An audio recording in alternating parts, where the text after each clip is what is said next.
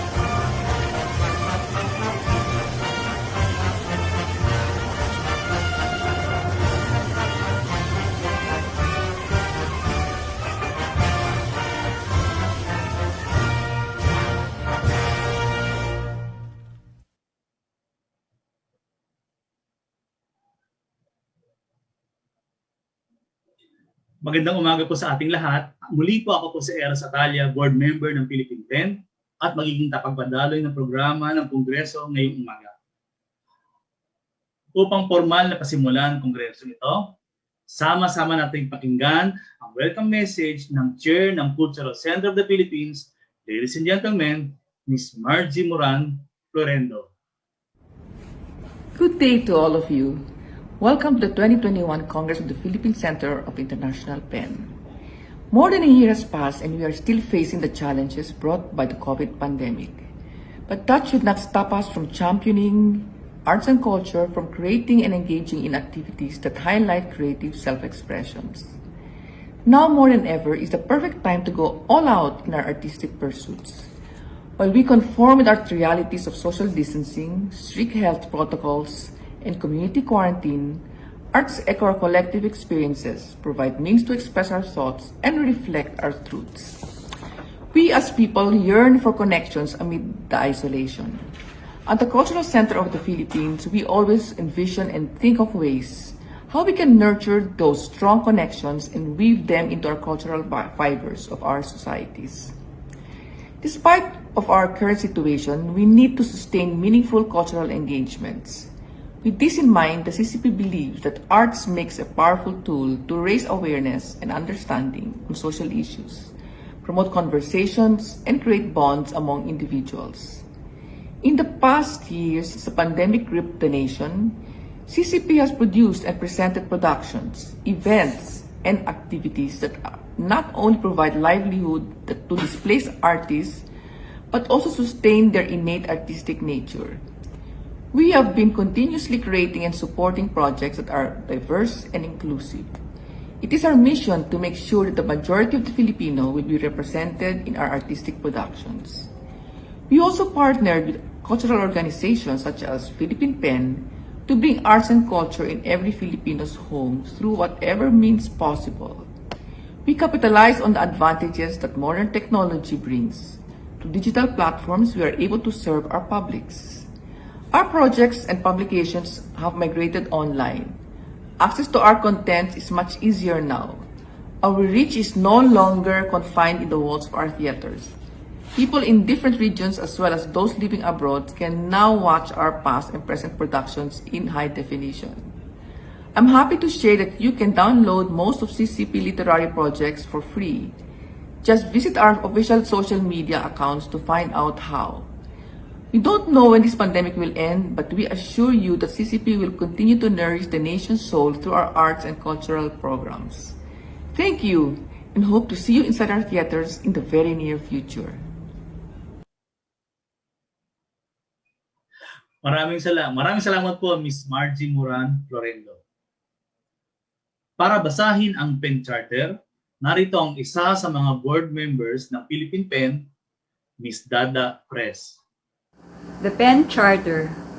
PEN affirms that literature knows no frontiers and must remain common currency among people in spite of political and international upheavals. In all circumstances, and particularly in time of war, works of art, the patrimony of humanity at large, should be left untouched by national or political passion. Members of PEN should at all times use what influence they have in favor of good understanding and mutual respect between nations and people. They pledged themselves to do their utmost to dispel all hatreds and to champion the ideal of one humanity living in peace and equality in one world. PEN stands for the principle of unhampered transmission of thought within each nation and between all nations. Members pledge themselves to oppose any form of suppression of freedom of expression in the country and community to which they belong, as well as throughout the world, wherever this is possible. PEN declares for a free press and opposes arbitrary censorship in time of peace. It believes that the necessary advance of the world towards a more highly organized political and economic order renders a free criticism of governments, administrations, and institutions imperative. And since freedom implies voluntary restraint, members pledge themselves to oppose such evils of a free press as mendacious publication, deliberate falsehood, and distortion of facts for political and personal ends.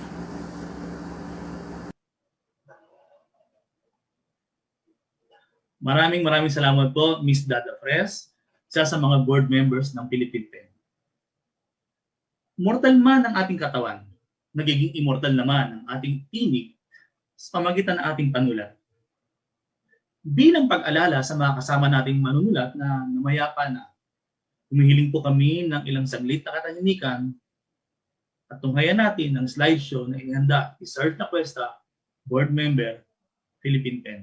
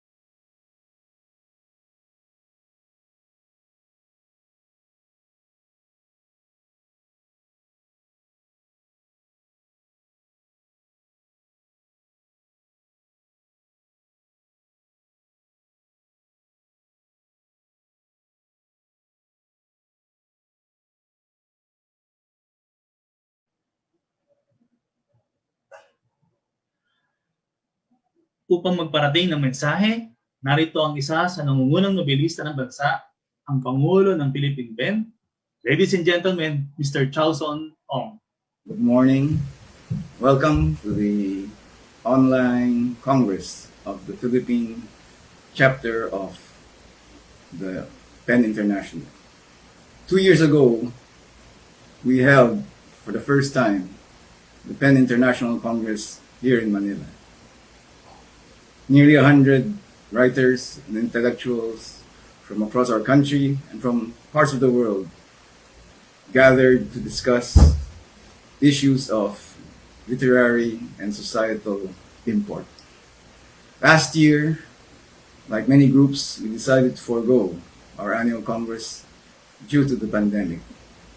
This year, like other groups, we have decided to accede to the new normal and hold this albeit shortened Congress online with the support of the Cultural Center of the Philippines Intertextual Division, headed by Ms.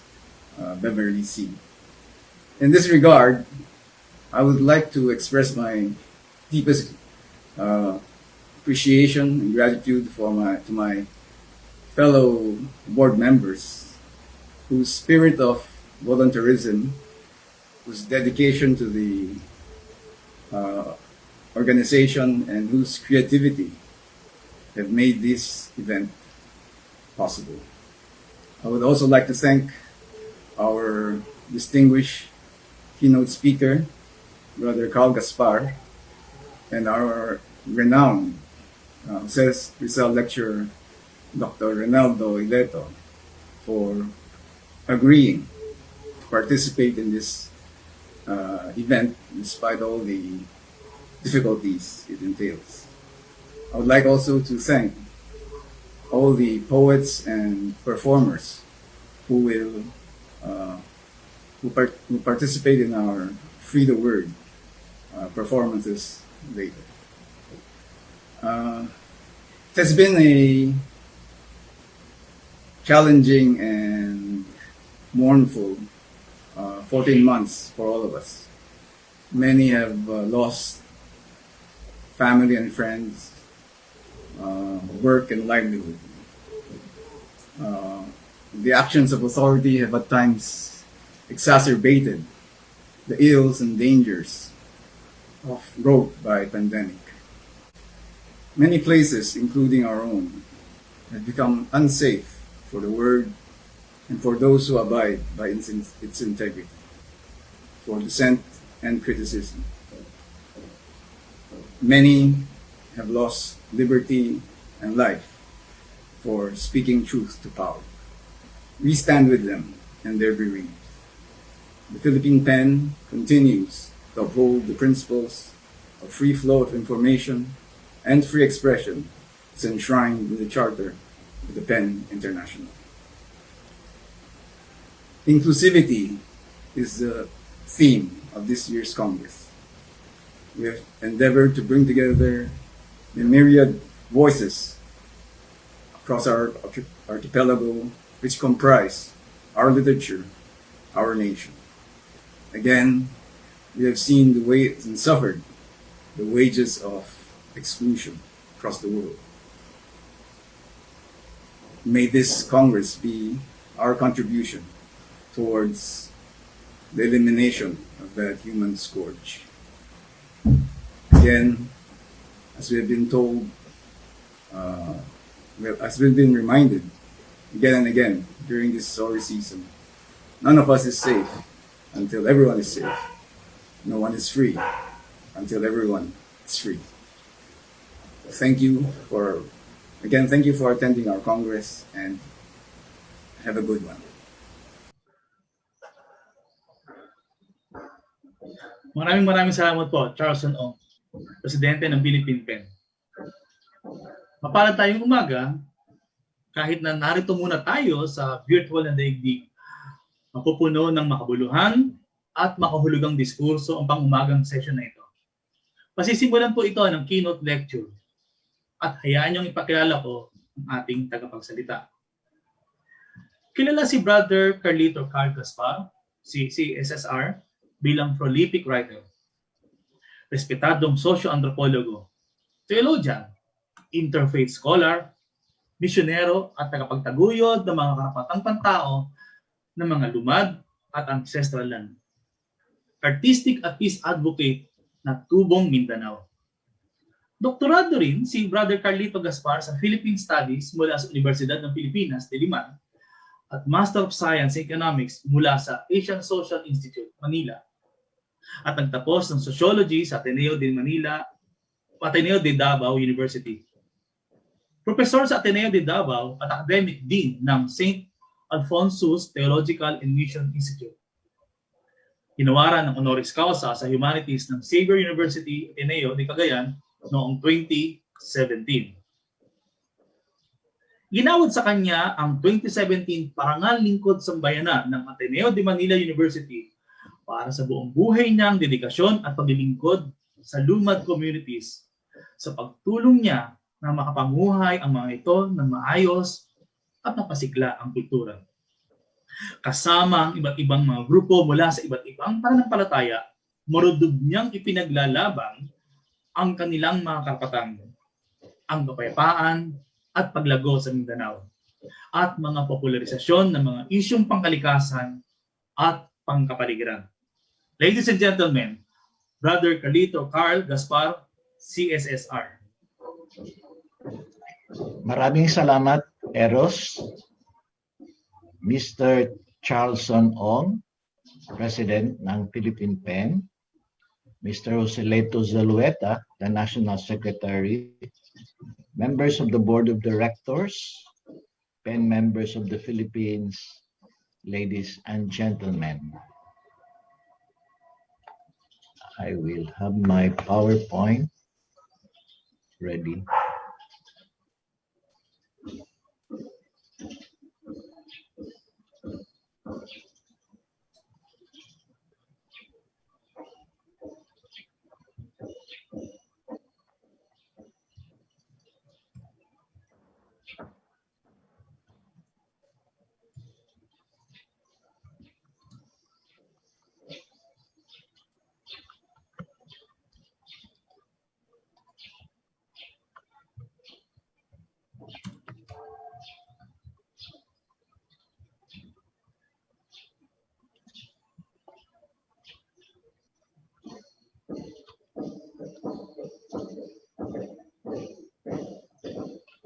Maraming salamat for inviting me to give the keynote address as you gather for the 63rd National Conference of the Philippine Center of the International PEN.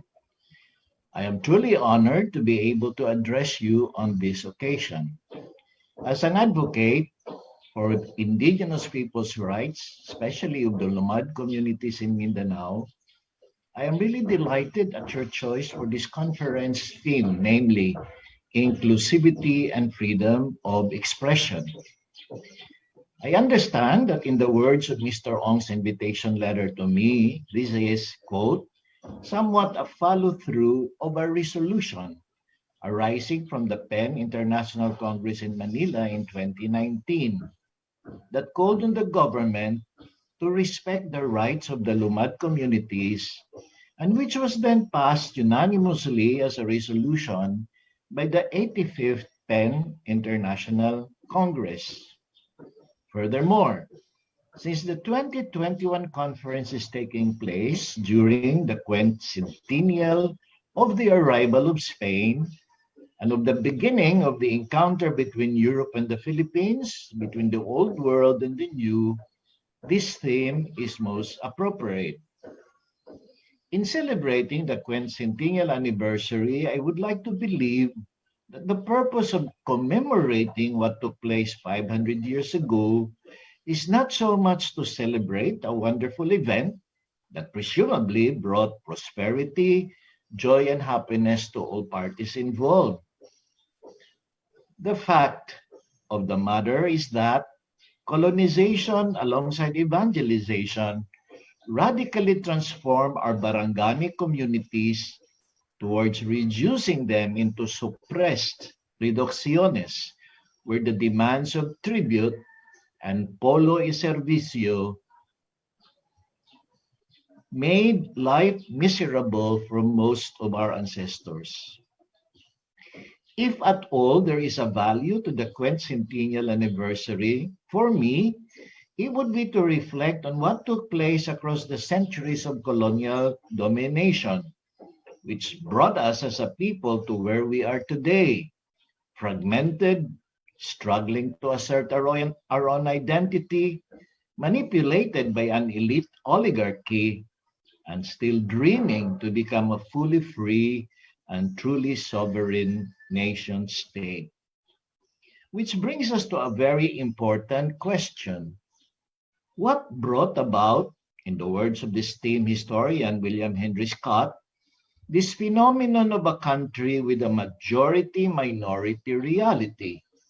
That is, after what took place starting on 1521, today we have the majority lowland Filipinos who are Christianized, if only in name, and westernized in orientation, while a minority continue to hold on to their traditional cultures, as well as their Islamic faith or indigenous belief system. And why is it that despite the fact that the indigenous peoples can truly be claimed as our ancestors, and that all of us Filipinos do have indigenous roots, we have, in Labanesian sense, othered our indigenous brothers and sisters and have treated them differently, manifesting almost a racist attitude owing to the prejudices we harbor against them. which accounts for the names we have called them through the years, which are very pejorative. So there arose names like wild tribes, pagans, primitives, highlanders, cultural minorities, tribes, Nitibo, Botini, Taga-Bukid, Taga-Abab. Check out the early ethnographic writings of Americans during the early American occupation of the islands, and such terms are used to refer to the Bagobo, the Tiboli, the Tagakolo, the Duray, Mandaya, Subanon, and so many others. Even when Filipino scholars began to refer to them later on, the labeling did not drastically change. It was only when the United Nations began to assert that the more politically correct term is indigenous peoples that this term became more popular. In the 1970s, in an effort to decolonize procedures in the discussion of social issues, activists of church-based groups and later the legal institutions based in Mindanao began to use the more local dominant language, Cebuano Bisaya, when they had meetings, conferences, or and assemblies. As the civil society organizations began to interact with peasants, workers, urban poor, and IPs, they opted to have their communications in Cebuano Bisaya as everyone could converse in this language. Instead of using English words, we coined local Cebuano terms. It was in this context that cultural minorities or tribal Filipinos, which were the more popular terms up to the early 1970s, gave way to the word lumad, meaning indigenous or local in the Cebuano Bisaya lexicon. Lumad arose as the collective term to refer to the IPs. I had written a paper on how this evolved for my class with Dr. Kobar at UP, asserting that we could no longer trace who exactly began using the term, but we could trace the rise of the word in the gatherings, foreign assemblies held among indigenous peoples in Mindanao in the mid-1970s. Just when we have gotten used to using Lumad to refer to our IPs and ironically on the run to the 500th year anniversary, the state apparatus through the National Commission on Indigenous Peoples, or NCIP, did something that completely negated the Lumad's right to self-determination, a right that demands their inclusive participation in decision-making processes, as well as their right to express their freedom of expression. From a report filed by MS Carol Argilias in Minda News, I quote, on March 2, Resolution 8009-2021, the NCIP passed a resolution denouncing the use of the term Lumad to refer to indigenous communities, particularly of Mindanao, and enjoining the public to address them by their respective affiliation or ethno-linguistic group.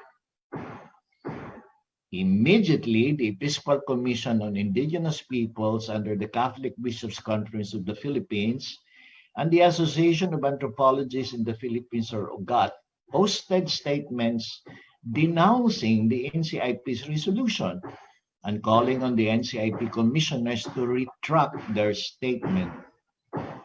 This incident raises the question, why the red tagging, even with the use of a word? Might we assume that this is all part of a strategy to win hearts and minds? In the past so many months, especially since the passage of the anti-terror law, there has been no let-up of the state apparatus's red tagging in the context of its counterinsurgency campaign, labeled, quote, to end local communist armed conflict. But before the passage of Republic Act number 11479, otherwise known as the Anti-Terrorism Act of 2020, signed by President Duterte last July 3, 2020, through the past years, there have been various abuses and atrocities committed by the state apparatus's military forces against the IPs. Those of you familiar with the documentation publicly issued by Human Rights Watch, the Amnesty International, Karapatan, and even the CHR, as well as news reports by Rappler, are familiar with some of these horrifying narratives. To cite a few examples, a statement signed by Bistang Dekdeken, Secretary General of the Cordillera People's Alliance, posited indigenous leaders from various parts of the Philippines called on the government of President Duterte to stop the worsening attacks against IPs during a press conference, which culminated the national consultation of indigenous human rights. They expressed strong condemnation to the attacks and the continuing reign of a culture of impunity, which are demonstrative of an undeclared nationwide martial rule. Global Witness has named the Philippines as the most murderous country in the world for environmental and land rights defenders. Since Duterte assumed the presidency in July 2016, 130 indigenous peoples have fallen victim to extrajudicial killings. For the longest time, in Tampakan, South Cotabato, the Sagittarius Mines Incorporated had set up the Tampakan Copper Gold Mining Project, said to be the largest undeveloped copper gold resource in Southeast Asia, Western Pacific region. In the 1990s, the firm tried to secure 23,590 hectares for their mining operations and came up with a capital investment of US $5.9 billion. It was going to employ open pit mining to win over the Blaans who were going to be dislocated from their ancestral domain. They provided them with guns, cash, and other benefits. But many of the Blaans themselves resisted, which led to many of their leaders harassed and killed. For a while, Sagittarius could not operate owing to their insistence of employing open pit mining. But just last month, President Duterte lifted a ban on issuing licenses for new mining operations, marking an about-face from a previous anti-mining stance that saw him ban open pit mining in 2017. If one has a deep sympathy for our indigenous brothers and sisters and regularly monitor what are unfolding in the upland territories, especially where there are planned development projects, logging and mining operations, and expansion of agribusiness plantation, one would ask, why has the state considered IPs their enemy and have turned violent against them? At this point, it might be useful to trace the historical roots of the IP people's disenfranchisement to the point where they were for a long time treated as non-state actors. In this way, during the 500th commemoration, we are able to reflect on how we lowland Filipinos should deal with the consequences of colonization. While pockets of our population, especially among the academic, the arts and cultural networks and civil society organizations, may have benefited from the post-colonial insights of the likes of Said, Fanon, Badba, Spivak, and others who had pursued the path pioneered by the likes of Foucault and Derrida. Many of those who wield power and control the nation's wealth are still stuck in a neo-colonial quagmire. Well, some of us may have become familiar with the appropriation of these new insights that have produced a pantayong pananaw to a Pilipinolohiya and Psikolohiyang Filipino discourses, as well as the output of historians like Ray Eleto and Vinci Rafael that have contributed to new insights into a greater appreciation of the indigenous and the local. Most of our citizens would rather hold on to their colonial mentality. instead of appreciating the treasures produced in society's peripheries or the equivalent of our subalterns, arising out of the IP's quotidian contexts or arising from the low or rough grounds of their existence, they would rather patronize the foreign, that which is imported from the West, ending up as copycats. This process of decolonization began to rise in third world countries after the global war, when many former colonies struggled to win their independence through various means, even as some, like our very own country, had earlier fought a revolution to break the yoke of colonial slavery. As a nascent nationalist spirit arose among the enlightened few, in the words of Charlie Samoya Viric, Filipino intellectuals who can be considered the children of the post-colony began a process of decolonization traversing the period 1948 to 1972. In his book, Beric cites the works of Tiempo, Zubel, Lumbera, San Juan, and Sison as examples of this elite group who he claims have contributed to, quote, the foundations of the cultural archive of decolonization. Attempting to reconstruct the lost years in Filipino memory, Veric explores this post-colonial history of ideas by tapping into an archive referring to, quote, the world-making beliefs and aspirations that are indissociable from the contradictions and promises of the post-colony as a local and global Filipino phenomenon. But one may ask, wasn't there already an attempt at decolonization long before World War II? In fact, isn't the manner that Rey Eleto dissected the Pasión as appropriated by Hermano Polis Confradia that led to the founding of Samahans, which in turn became the foundation of the peasants' revolutionary movements that climaxed with the Katipunan, already a manifestation of a decolonial dream?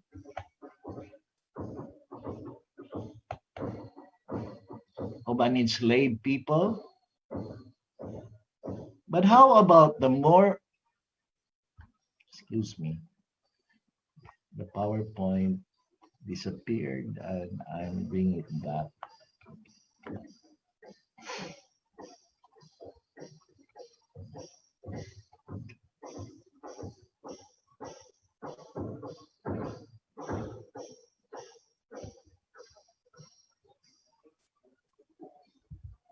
How about the more than 200 revolts and insurrections that erupted across the Spanish colonial era, taking place from the Ilocos to Central Luzon, to Bicol and the Visayan areas, and of course the Moro Wars in Mindanao, wherein these decolonial movements long before the collapse of colonial regimes?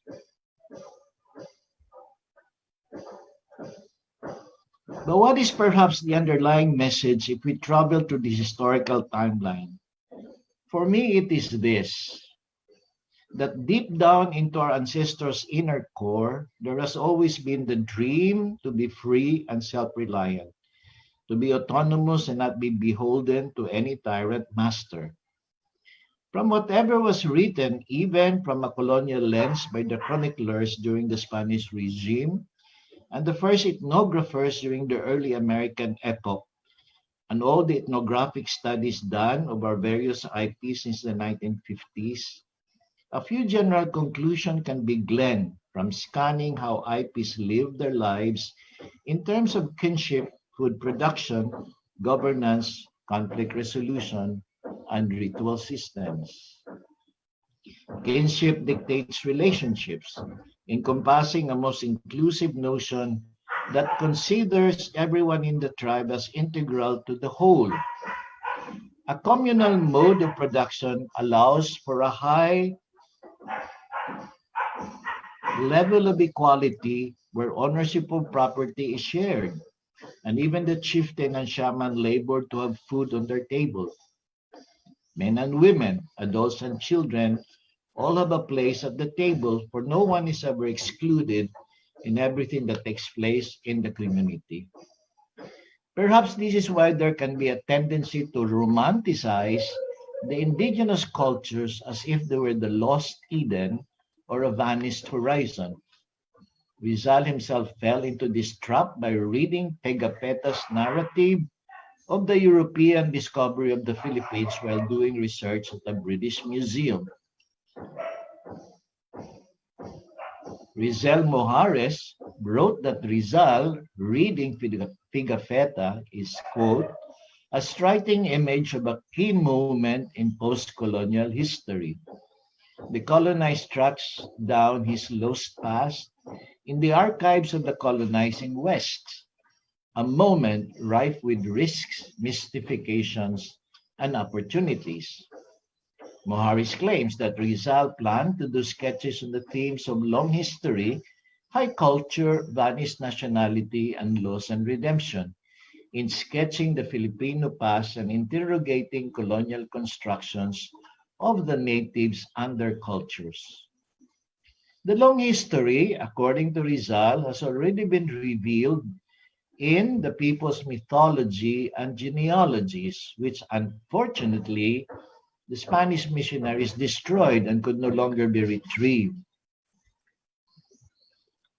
For Rizal, this would have connected the Philippines to an ancient non-European civilization as shared by Sumatrans, Polynesians, and even the Japanese. He also mined sources for proof of the high level of culture in pre-contact times, indicating that even the Spanish documents indicated that the early inhabitants were skilled and experienced in warfare and long-distance trade. The local economy was already quite dynamic given the bountiful wealth available. In terms of the notions of justice, Rizal claimed that the indigenous notions were more superior to Spanish colonial practice, thus asserting the superiority of the ancient morality. And given the indigenous belief system of their complex rituals, Rizal pointed out that the pre-colonial ancestors had developed a system of ideas about the supernatural that had parallels in the civilization of Greece, Japan, and China. Unfortunately for Rizal, while there were voluminous documents he had access to at the British Museum, these were all written from the colonial lens and were a bit sketchy in regard to our pre-conquest realities. Besides, he had so many other concerns, and he did not have the luxury of time to dwell solely on this subject. But if he were alive today and had access to a voluminous range of books, journals, and unpublished documents, he may have produced more than the annotations to Sucesos de las Islas Filipinas, Morga's book. Today, the availability of various historical accounts and ethnographies of the 100 IP communities across the country, from the American to the contemporary periods, Rizal would have succeeded in what he planned to do. For indeed, a Filipino history of the production of knowledge, as well as the production of what would be considered works of art, has gone through various stages. The first stage brings us back to the pre-conquest era, when our communities mainly transmitted communication orally, even as some pockets of the population had the rudiments already of writing, like the Baybayin.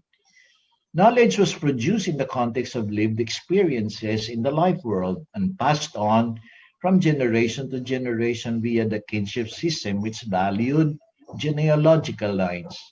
Art making converged with the everyday desire to interact with their habitat as understood, to encompass the human and unhuman, the visible and invisible, the material and the mystical. The poet and storytellers were shamans who recited epics and chanted historical accounts. Everyone performed at rituals as musicians, chanters, dancers, as these were occasions to both please and placate the spirit world, but also to provide occasions for mimicry. Visual artists wove handmade textiles or crafts, allowing their dreams to guide their designs. Boat and house building allowed for crafting designs with beauty and grace, even as they fulfilled their set functions.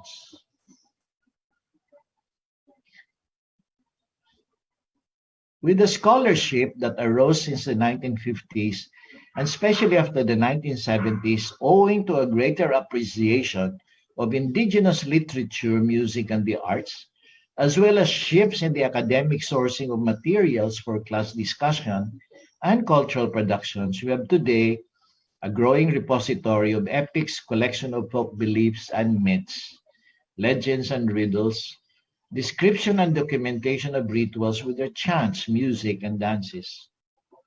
Whereas those of us who are enmeshed in the colonial education in the 1950s and 60s were familiar with Greek epics, English plays, and American literature.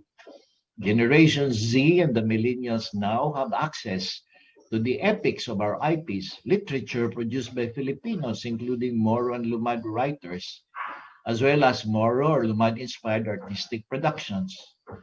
There is an easy access today to epics such as the Olang Hangin and those of Palawan like the Quest for a Wife and Kudaman. Meanwhile, there were some locations across the archipelago where current scholarship is providing us insights as to the level of development achieved by the residents. The best example is what took place around the area of what is now Butuan City. In 1975, as a result of the construction of an extensive network of large drainage channels to relieve Butuan City from destructive annual floods, significant amounts of archaeological artifacts were discovered that dated back to the age of contact with the great tradition of Asia, coeval with the Yu-type wares to Ming dynasties of ancient China from the 10th to the 16th centuries. Among the important artifacts discovered were the remains of large open water going boats known as the Balanghay, wooden coffin containing secondary burials, and tremendous amount of high-fired ceramics from China, Cambodia, Thailand, and other Southeast Asian countries, as well as distinctive white stamp pottery from Thailand and Persian glassware, suggesting prehistoric links as far as the Middle East. The Maguindanao and Hulu Sultanates had also developed to the point where they were engaged in trading, and when the Spanish forces attacked them, they had the means for an effective resistance. As early as 1268, 1368, Sulu in Chinese sources, as early as the Yuan dynasty, and a tributary mission to the Celestial Court took place in 1417. Both were recorded in Ming annals, but it would reach its peak in the 15th and 16th century. It would be the ethnographic studies that would further provide more data and information showing the richness of indigenous cultures. Even those written from a colonial lens like those of Christie, Garvan, Tay Copper, Cole, Elkins, and Benedict have detailed the rich complexity of indigenous cultures. The ethnographic literature boomed in the aftermath of a greater appreciation of IPs around the world and would further deepen as the climate crisis became more intense, thus underlying the importance of indigenous culture in promoting ecological balance. Scholars ranging from foreigners to Manila-based to local scholars began to do more updated methods of ethnography and in the process documenting epics, folktales, stories, narratives, genealogies, local histories, and rituals. Some of the more important ethnographic studies that have produced knowledge systems favorable to a deeper appreciation of IP cultures include those authored by the likes of Cubar, Evangelista, Manuel, Nemos, Ligel, Magay, Paredes, and many others. from ethnographers and documentations done, as well as their own attempts at being exposed to the life of IPs in the past 30 years, there have been more authors and artists appropriating IP literature and the various arts. Thus, Nemo himself had come up with 2 volumes of short stories that provide the reader with the everyday life and concerns of the Samad Laot, who as they are more popularly known as Bajaus, are often are oftentimes disparaged and belittled. With the availability of IP histories and ethnographies, a greater interest on the part of the academe to incorporate such materials in their curriculum, as well as the assertion of the IPs themselves, through all of this, there have arisen a greater appreciation on the part of writers and artists to appropriate IP narratives and aesthetics, especially after the 1970s. A reversal of Said's critique in Orientalism began to unfold as the IP's life world is no longer seen as separate, eccentric, backward, primitive, given the exotic aesthetics in terms of their cultural expressions. This has been especially true for the artists in Mindanao, producing songs, music, film, visual arts, and literature. But as hybridity discourse became even more a reality in the culture scene because of the encounter between artists descending from migrant settlers and the Moro and Lumad peoples they have encountered. The state apparatus, however, have always shown an ambivalence bordering on schizophrenia in regard to dealing with the IPs. Through the centuries since the American colonial times, there were attempts to take their needs into consideration. Thus, the setting up of a government agency that had shifted from the Bureau of Non-Christian Tribes to the present NCIP, which is not even a department but falls under the DSWD, with a minuscule budget, making it impossible to fully implement the provisions of the Indigenous Peoples' Rights Act. On the other hand, the cluster of state agencies dealing with education and the arts seem to have moved along with the post-colonial times and have exerted efforts to expand interest and appreciation of the IP's cultures. Thus, the CCP and the NCCA have both promoted artists of works incorporate IP aesthetics.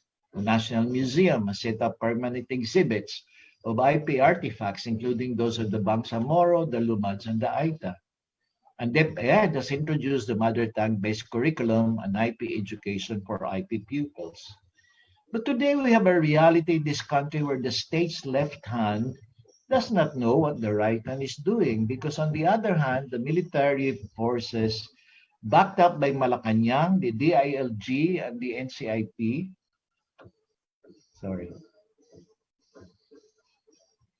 are out harassing and abusing the IPs in violation of their human rights, while those in the education and art sectors do their best to promote a greater appreciation of our indigenous roots.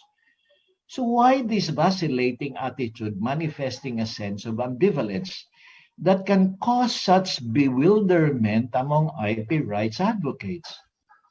One is perplexed with the state's muddled position on how to treat the IPs. There are, of course, various theories, possible reasons that can help explain this rather puzzling phenomenon, including the residue of our colonial history, elements of racism that most Filipinos harbor vis-a-vis ethnicities considered inferior, and of course, the persistence of the communist insurgency. Sources from the military have claimed that 70 to 80% of the foot soldiers of the NPA are IP youth. Whether this is the truth or fake news, the fact can no longer be denied that there are pockets of IPs who do support the revolutionary movement. Common sense allows us to understand this phenomenon. The NPAs are fighting a guerrilla war, which means their operational base has been in the isolated upland territories where remaining forest covers provide them protection. More often than not, these localities are the ancestral domains of the IPs. Thus, there are regular contacts between them and the NPAs. To their credit, the NPA generally do not abuse the local population. On the other hand, they even provide education and health services to the IPs, and they protect the people from military forces and private armies out to harass them. And considering the Bagani tradition of many IPs, is it a wonder that they could easily be enticed to take up arms if their rights are violated and their lives are threatened? But as the state maintains its neoliberal capitalist orientation, where the priority is given more to incursions into the uplands with mining, development, and agricultural projects at the expense of the IP people's rights. When the people do justly resist, as oppressed peoples of the world would do in similar situations, they are then considered the enemy of the state. Thus, last December 2018, an executive order was issued detailing the state's approach to end the local insurgency by way of an indigenous people-centered and whole-of-nation approach.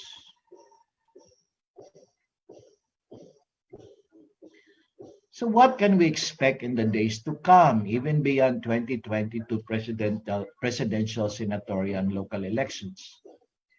Unless radical reforms are introduced in the state apparatus, what have been taking place in the past so many years will persist, and the IP communities will continue to suffer the brunt of an authoritarian regime because those in power have lost the memory that their ancestors were IPs.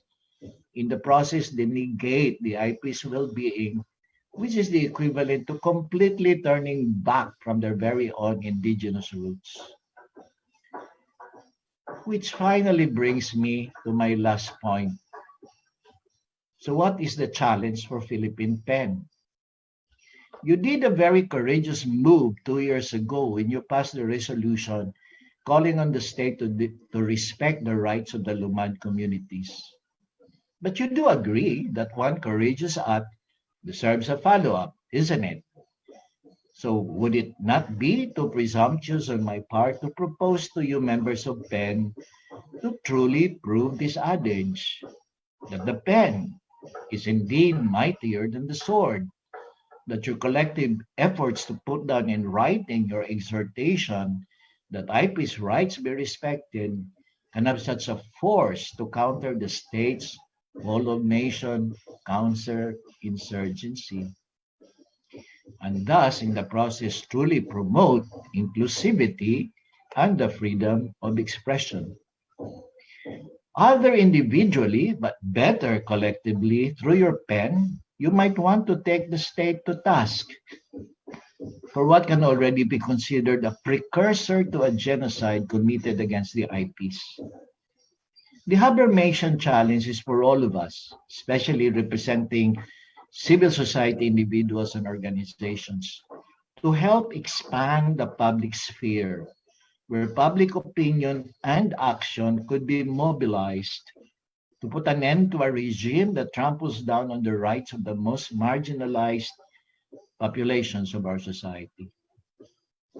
I would like to end in a note of hope, even as sometimes I find myself bereft of hope when I stay in a Lumad community and experience with them all that pain and suffering.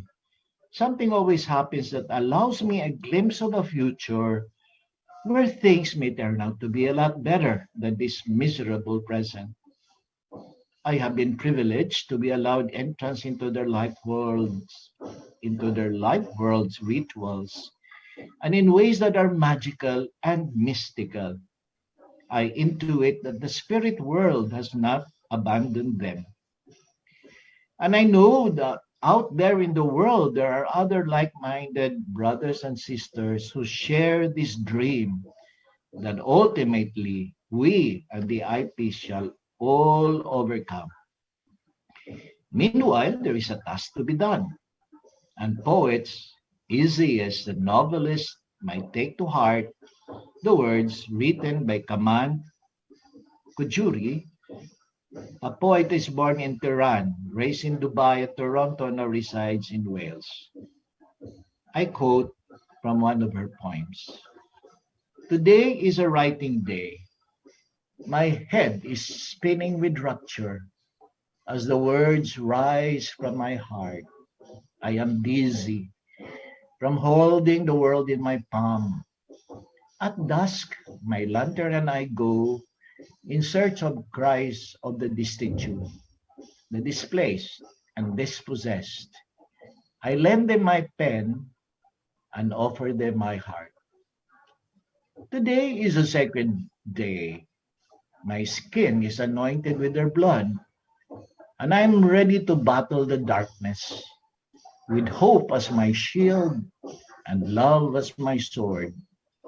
I will not return until dawn, because no one must be forgotten, because victory is possible, because anything is possible.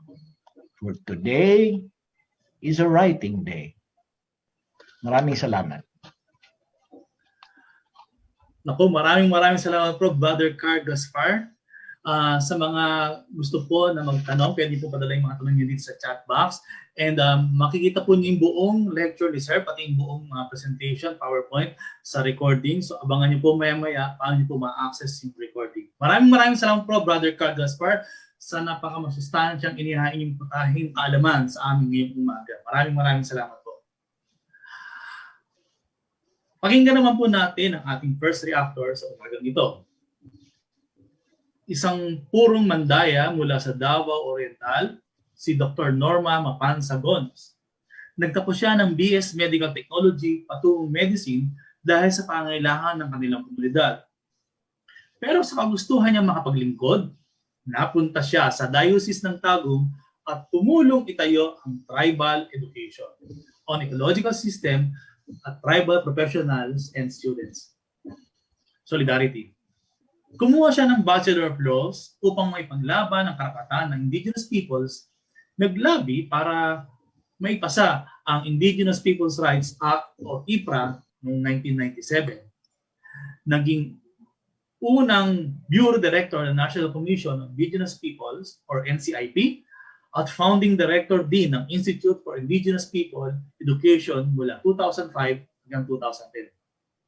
Naging membro ng Technical Working Group ng IPP's panel at Vice President ng Colegio de Caraga nitong nakarang taon. Kasalukuyan siyang direktor ng APO Governance and Indigenous Leadership Academy, mas kilala sa tawag na Agila. Mga kapatid sa panulat, si Dr. Norma Mapansa-Gonos. Magandang umaga po sa lahat. Hindi ko alam, ako palang una, Brother Carl. I think I agree with everything that was said by Brother Carl, but I would like to emphasize maybe on 4 points. First, it's about the traditional belief systems on IP, faith, and religiosity na nawala.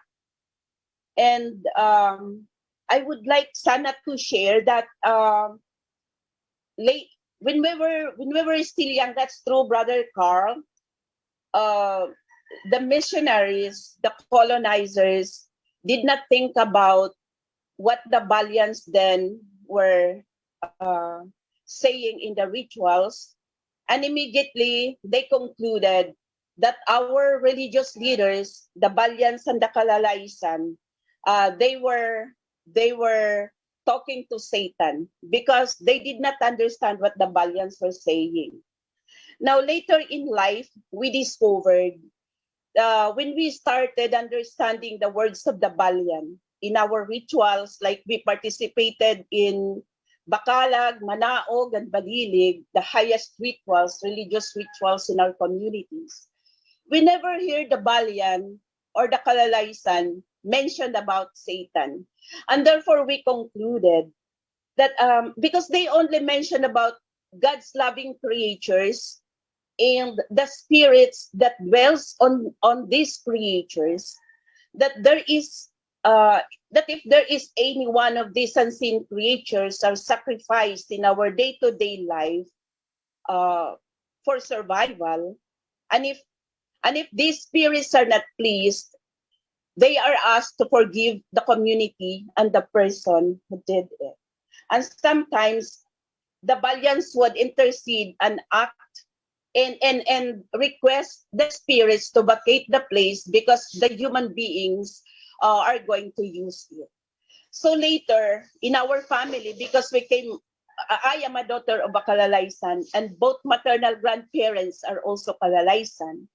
My brother later on became a priest, and there we realized, pinag-aralan po namin, na sana pala kung yung mga unang friars, if they only journeyed with us, kung naintindihan lang nila, they would have understood that we believe in Magbabaya, the giver of life, the Almighty who dwells in the and sits in heaven or sits on high, and not Satan. And we never mentioned that Satan is our God. The Balyan, as an example, the Balyan would say, ikaw na yagbalangaw sangawan, yangab kakambong santiway, meaning you who dwells in heaven, you who is in heaven, and who is looking upon us. So wala pong sinabi ang Balyan na masama doon. When my grandfather was baptized, he was asked by the priest during the baptism. In Bisaya, he was told, Gisalikway ba, he was asked, Gisalikway ba nimo sa imong kinabuhi si Satanas?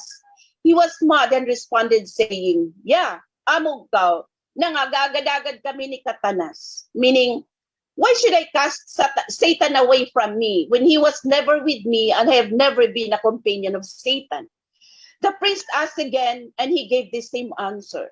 Without choice, the ritual continued. But from then on, my grandfather did not hear Mass until my brother was ordained priest. Why? Because they believed during that baptism that they were baptized because the friars believed that they were with Satan. And since he was never with Satan, he did not go to the church. I think second would be yung assertion of self-determination for calling ourselves as lumad that has become a subject of NCIP resolution not to use the word because it is used by the CNN. I'm not going to talk about how the CNN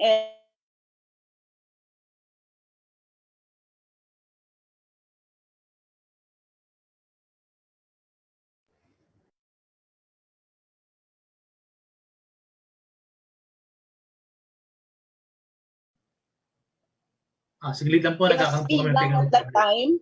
It was a manifestation of our self-determination to be united in name and spirit with fellow indigenous people or indigenous communities, just as the Kar indigenous peoples are called Kaigurut.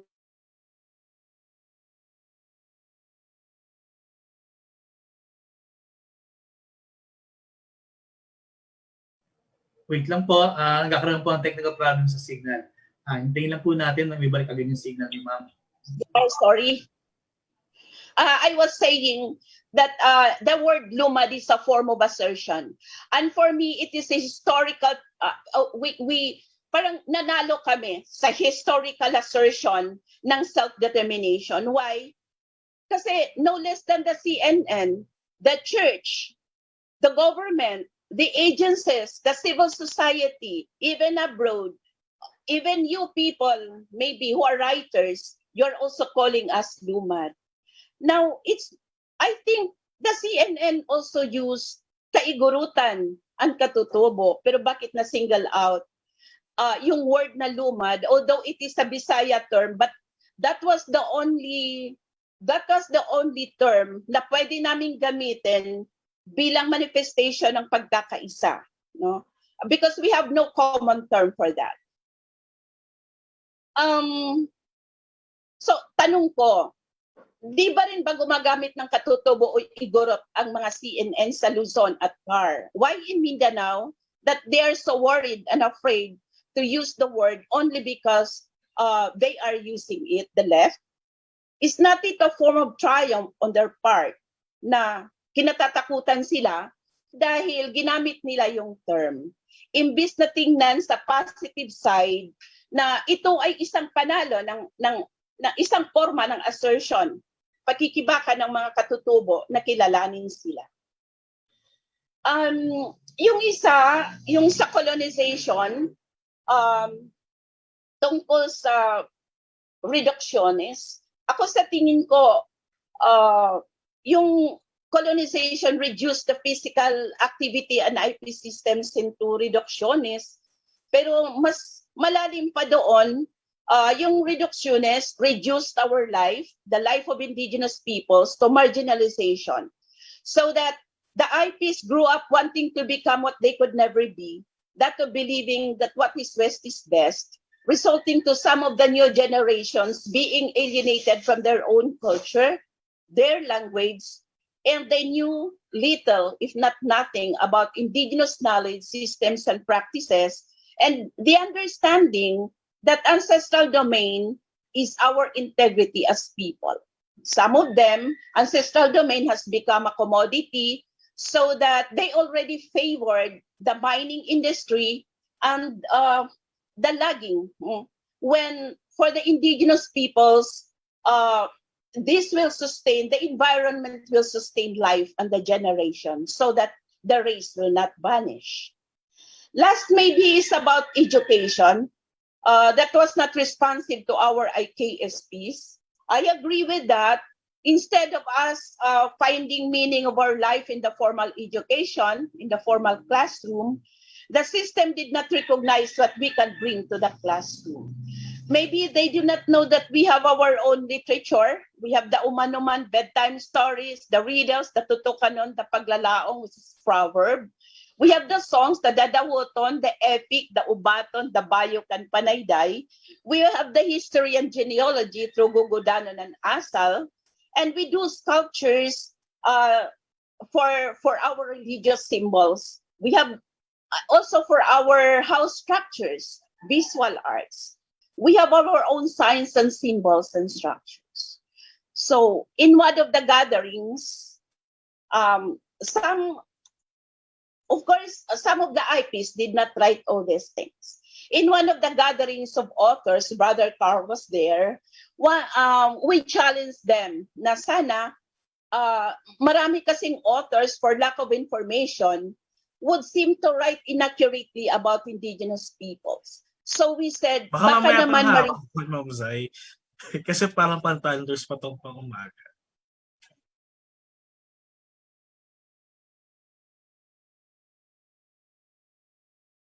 Yes, ma'am, go ahead po. Sorry po. Okay.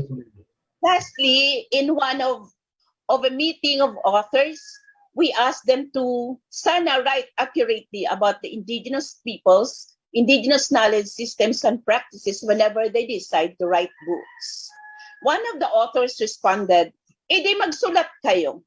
But it was not our intention to write. Why should we write when we need not to, maybe, because it's already in our minds, in our hearts, in our heads. But we're just encouraging people, especially those who profess that they are for the indigenous peoples, to help us write what is right and what is true and what is correct. And I'd like to commend the authors like Brother Carl, because he's always with us. He journeyed with us. If I have to mention, I'm already old, but I was still young when Brother Carl was already journeying with the indigenous peoples. And this is a challenge maybe for the people who knows how to hold the pen and use the pen. Thank you.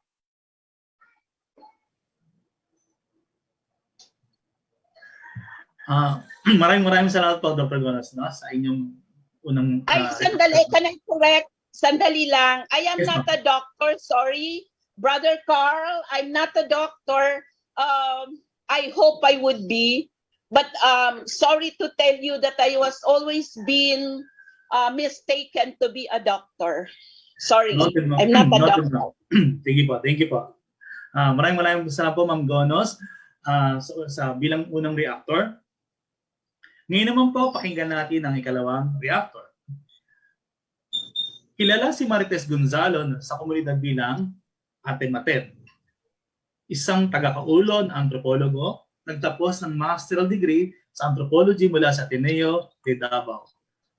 Kasalukuyan siyang Indigenous Peoples School Coordinator ng Malta, taga-kaulo Mission Diocese ng Digos Occidental, at Board of Trustees ng Mindanao Peace Building Institute Foundation Incorporated. Ladies and gentlemen, Marites Gonzalo. Madyaw masulim sa kadeg, good morning everyone. To the PEN Board of Directors and Members, mga kaibigan at kababayan, I am honored and privileged to be with you today. I will be sharing my insights and reflection on Brother Carl's keynote address based on my experience and work with fellow Tagakolo in Malita, Davao Occidental. My present work focuses on lumadnong edukasyon or IP education of the two community IP schools under the care of the Malita Tagakolo Mission or Matamis. I believe that lumadnong edukasyon is a way and a strategy of decolonization. For so long, our educational system has been patterned after that of the West. The medium of instruction in state affairs and education has been always English. The study of history has always been equated to learning about the West. Study of our cultures and even our history as a nation has very often been an elective or not even given attention. We often are fine when we speak our language in school. When the state put up schools, our elders are replaced by Western-trained teachers and professionals. Their role as leaders, healers, teachers, and presider of rituals is slowly devalued. Our indigenous knowledge and skills are now construed as superstitions. I myself am a product of this educational system that alienates people from their lumad roots. It took me years and a long process to re-embrace my Tagakolo identity. As I continue my work in the field of education in my community, I would like to make a significant contribution to this long journey of the Tagakolo of learning and relearning, discovering and rediscovering our cultural identity. The medium of instruction in school is Tagakolo, even in our modules today. Our children learn about the wealth of our culture, about our indigenous knowledge, our own manner of administering our communities, our agricultural practices that cares for the environment, and how all this connected to the Creator, our Chumanong. This is done without forgetting the national competencies required by the Department of Education. Our elders are also our mentors and teachers. They tell Tagakolo stories about the creation of the world, stories about animals that we find around us, stories about epic heroes, and stories about how our communities got their names. They also preside over rituals at school during important occasions. The role of our elders is indispensable in our life as a people. Our Tagakolo culture is the spring and the life source of our identity. Our IP education is our humble contribution to the aspirations of the indigenous peoples towards self-determination and to be accepted and be listened to by the global community. At present, our challenge is financial stability. There is no government subsidy, but we continue to hope that one day these schools will be subsidized by the state and administered by the Tagakolo community. Another struggle we are facing is the red tagging of our IP schools by the government. With this, I end my sharing. Salamat po, daghang salamat, thank you very much. Maraming salamat po, Ms. Marites Gonzalo. Sa mga tatanong po kanina, no, lahat po ng lecture ngayon, mapapanood nyo po later on para sa mga sa CCP. Maabangan nyo po mamaya kung paano nyo po mapapanood yung buong recordings ngayong umaga. Pwede pa rin po kayong magpahabol ng inyong mga tanong at reaksyon sa mga naging discussion kanina. Maraming salamat po. Isa sa inaabangan tuwing PEN Congress, ang Jose Rizal Lecture. Papalad tayo na sa panahon ng malalaking tanong, may liwanag na gagabay sa panggagalugad ng malalaking sagot. Nakilala ang ating speaker para sa Jose Rizal Lecture sa kanyang aklat na naging mohon sa kasaysayan, panitikan at pananaliksik, ang Pasyon and Revolusyon, Popular Movements in the Philippines 1840 to 1910, na patuloy na nililimbag ng Ateneo University Press mula 1979. Pinagbilang isa sa 10 most influential books on Southeast Asia. Sinulat ang pasyon mula sa pananaw ng mga nakararaming karaniwang tao at hindi lamang ng mga makapangyarihan at elitistang puri. Nagtapos siya ng MA at doctorate sa Southeast Asian Studies sa Cornell University. Honorary Professor, ang ating tagapagsalita sa Australian National University at kasalukuyang lecturer sa Nanyang Technological University, Singapore. Nakamitan niya ang mga pagkalala sa larang na academic scholarship gaya ng Benda Prize in Southeast Asian Studies noong 1985 at Grand Goodman Prize in Philippine Studies noong 2011. Pinagkalooban din siya ng Gawad ng Laon ng Lahi ng Ateneo de Manila University noong 2012 at Gawad Pambansang Alagad ni Balagtas noong 2018 at Academic Laureate ng Fukuoka Asian Cultures Prize noong 2003. Pinatanyag niya at pinayaman ang interdisciplinaryong pag-aaral sa kasaysayan kung paanong lumalalim ang pag-aaral nito mula sa mga lente ng panitikan, relihiyon at mga kultural na pag-aaral. Ladies and gentlemen, ang tagapagsalita po natin para sa 2021 Jose Rizal Lecture ng PEN Congress, Dr. Reynaldo C. Ileto. Okay. Maraming salamat, Eros. Am I coming out clear? Yes po. Okay, medyo napaaga tayo. I was expecting to give my talk an hour later. So I was in the middle of my lunch. Never mind. Anyway, I'm honored to be delivering the Jose Rizal Lecture for the 63rd National Conference of the Philippine PEN. I must confess, however, that I'm not an expert on Rizal. I began to explore the Philippine Revolution in 1969. It's a long time ago, when Bonifacio was the hero of the youth. Bonifacio's writings in Tagalog, together with Agoncillo's book, Revolt of the Masses, were the inspiration for my doctoral thesis, which became Passion and Revolution in 1979, which I gather most of you would be familiar with. In that book, some of you may have noticed, Rizal's writings had no impact at all on that work. But that doesn't mean that I haven't thought about Rizal in the context of Philippine history. No one can avoid that, actually. No one doing Philippine history can avoid thinking about Rizal. So in this talk, I shall share whatever insights I have gained from thinking about Rizal's role in the revolution. I cannot but however, let me just say that I cannot separate Rizal from two other heroes of the revolutionary period, Bonifacio and Agoncillo. And so in my talk, I will be making comparisons between those three foundational heroes. You might suspect that I will be simply regurgitating old arguments for and against these heroes. To some extent, I will.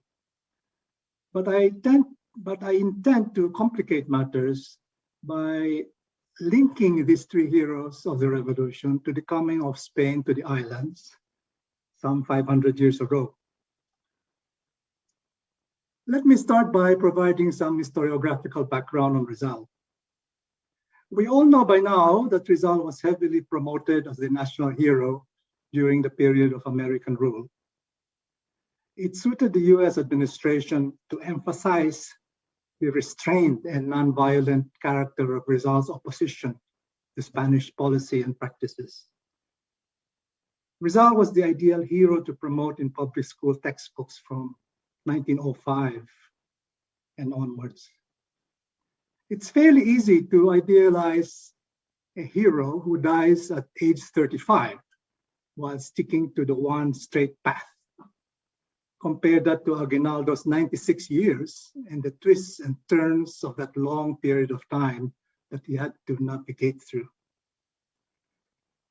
Rizal's life ended abruptly on December 30, 1896, barely 4 months after the start of the Katipunan Uprising.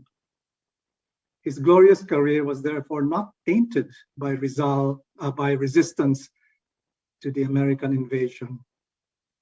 His death could be blamed squarely on Spain, and above all, on the instigation of these friars. It was crucial in the early years of the American occupation to depict late Spanish rule as a dark age in order to justify the American takeover. The coming of the Americans could then be depicted as a redemptive act to help the Filipinos escape from the clutches of the evil friars. Rizal's writings could also be subsumed into the liberal Enlightenment ideals of the American Revolution. They could give weight and legitimacy to the American promises of completing the national project initiated by the Ilustrados, on the condition that armed resistance to American occupation were ended. In Rizal, a national hero could be constructed that stood for gradual change via education, not violent confrontation. The United States had spent nearly a decade, from 1899 to 1907, in neutralizing armed opposition or resistance to its occupation. Rizal's biography was weaponized to prevent this from reoccurring. The Americanization of Rizal was initiated by the American historian Austin Craig in his 1914 book, Lineage, Life, and Labors of Jose Rizal. Craig was a Freemason, a critic of the Catholic Church, and not surprisingly, a professor in the University of the Philippines. Since Craig's time, Rizal's biography has been pulled in different directions by historians from Rafael Palma to Floro Kibuyan. But despite the frontal attack by Renato Constantino in his 1970 essay, Veneration Without Understanding, the primacy of Rizal in the pantheon of heroes has remained unshaken. Andres Bonifacio, in contrast, was a relatively minor figure during the American colonial regime. From 1899 onward, British and American writers immediately identified and constructed Rizal, or constructed Bonifacio, as the polar opposite of Rizal.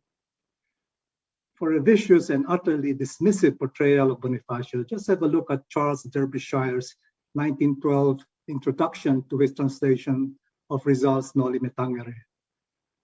Such portrayals of Bonifacio as violent and fanatical made him unsuitable for nation-building purposes under American tutelage. For militant nationalists and socialists, however, Bonifacio and the Katipunan were ideal models for labor and peasant organizing, and later on for the establishment of socialist and communist parties. Agoncillo's The Revolt of the Masses, written in 1948, but published only in 1956, is still the most stirring account of Bonifacio and the Katipunan. But we must also bear in mind that it was written to legitimize the communist-led Cook Rebellion in the late 1940s. The new post-war perspective on Bonifacio reached its widest circulation after the publication in 1975, of Renato Constantino's The Philippines, a Past Revisited. I too was swept along by the Bonifacio tide when I wrote Passion and Revolution in the 1970s. Not surprisingly, there is hardly any mention of Rizal in my 1979 book. The traditional American antipathy towards Bonifacio resurfaced during the centennial of the revolution in 1996 with the publication of Glenn May's Inventing a Hero. May claimed to be a scholar operating above politics, in contrast to Filipino historians like Agoncillo and myself, who, according to May, constructed a mythical Bonifacio to suit their nationalist and other political agendas. I responded to May's attack in my 1998 book, Filipinos and Their Revolution, by demonstrating that May's work is itself a highly politicized work of interpretation, a worthy successor to American imperial writings on Bonifacio since the early 1900s. I will have more to say about Bonifacio later. Now I want to introduce the third foundational hero I will be discussing in my talk, Emilio Aguinaldo. Aguinaldo's standing in history is rather more complicated. There is no doubt that as president of the Malolos Republic, he served as the inspiration for nation building in the 1950s and 1960s. But to the Filipino public today, or at least to those who have watched the movie General Luna, Aguinaldo is decidedly a negative figure whose hands are stained with the blood of Bonifacio and Luna. The recent attempt in Congress to change the name of Camp Aguinaldo to Camp Antonio Luna reveals how far the tide has turned against Aguinaldo in recent years. But the debates surrounding Aguinaldo's career are also a continuation of older tensions and controversies between imperial writers and their detractors. The first American portrayals of Aguinaldo in 1898 were extremely positive. Aguinaldo was then a freedom fighter, the Chinese-Malay leader of the Filipino forces, allied with the United States in the war against Spain. But when Aguinaldo called for US recognition of the Malolos Republic, as promised to him by an American consul in exchange for Filipino help in defeating Spain, the demonization of Aguinaldo in the American press promptly followed. Alfredo Saulo in 1983 decried the American black propaganda against Aguinaldo, quote unquote, that began after the treacherous American refusal to allow the Filipino forces to participate in the capture of Manila in August 1898. This black propaganda did not abate after the Filipino-American War because Aguinaldo continued to influence the struggle for independence throughout the American occupation period. He remained a living symbol of resistance to the United States, and thus his biographies became entangled in the politics of independence. After 1946, Aguinaldo would figure in Cold War era histories as the model either of a strong president and nation builder or a fascist leader from the ruling class that sought to suppress the aspiration of the masses from the Katipunan era to the Communist Party. I certainly was not sympathetic to Aguinaldo in Passion and Revolution, but that was nearly 50 years ago. For better or worse, my views about these three heroes, not just Aguinaldo, have changed significantly over the decades. But before I delve deeper into their careers, I need to go back in time to the Spanish conquest that began some 500 years ago. Rizal, Bonifacio, and Aguinaldo represent three rather different outcomes of the Spanish reordering of society. A Spanish order, a Spanish Filipino order that would be challenged by the revolutions of the 19th century. So let me talk a little bit about Spanish colonial rule from its beginnings until 1850. And my account will certainly not do any justice to the to this vast topic. But we are commemorating the 500th anniversary of the coming of Spain. And we must not forget that Magellan's arrival and the subsequent colonizing process was just the final stage in the long process of Spanish imperial expansion. There is a vast difference between the conquest of the Americas and the conquest of las Islas Filipinas. In the earlier stages, conquistadors and settlers transplanted their social order to the Americas and adapted it to local conditions. Indigenous civilizations were partly destroyed and the survivors put to work in silver mines. Colonists developed huge plantations that, as in Cuba, were worked by slaves brought in from the outside. This did not happen in Filipinas. Instead, Manila was intensively developed as the hub of the galleon trade, populated by merchants and clerics, but very few Spanish settlers. Beyond Manila and other major cities, such as Cebu, Vigan, and Nueva Cáceres, the Spanish presence was largely comprised of missionaries and friar curates or curas parrocos, on whom Manila depended for control, quote unquote, of the Filipino population, or the Indio population, I should say. The colonial economy hinged upon the galleon trade that transported Mexican silver to Manila and returned to America loaded with Chinese and Southeast Asian goods. This anthropo trade left most of the interior of Filipinas untouched. Compared to the Americas, there were few Spanish encomenderos and settlers who engaged in plantation development.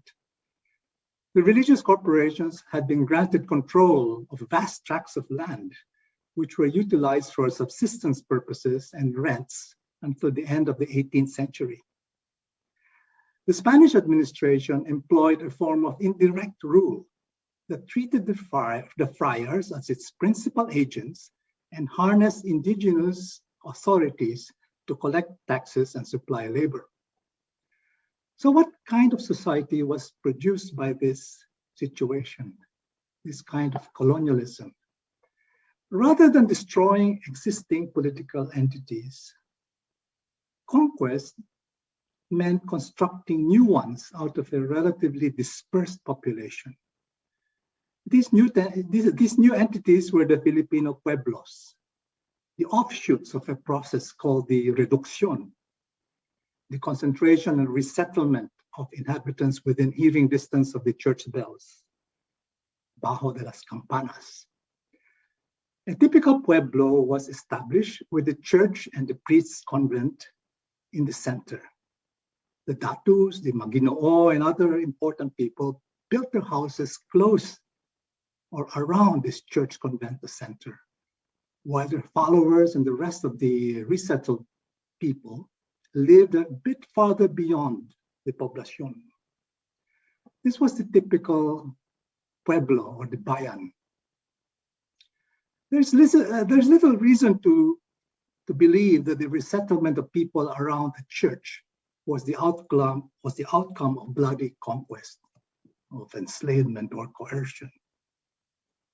The Philippine archipelago was at the other end of the world from Spain, whose economic and military resources simply did not allow for an armed conquista of the islands.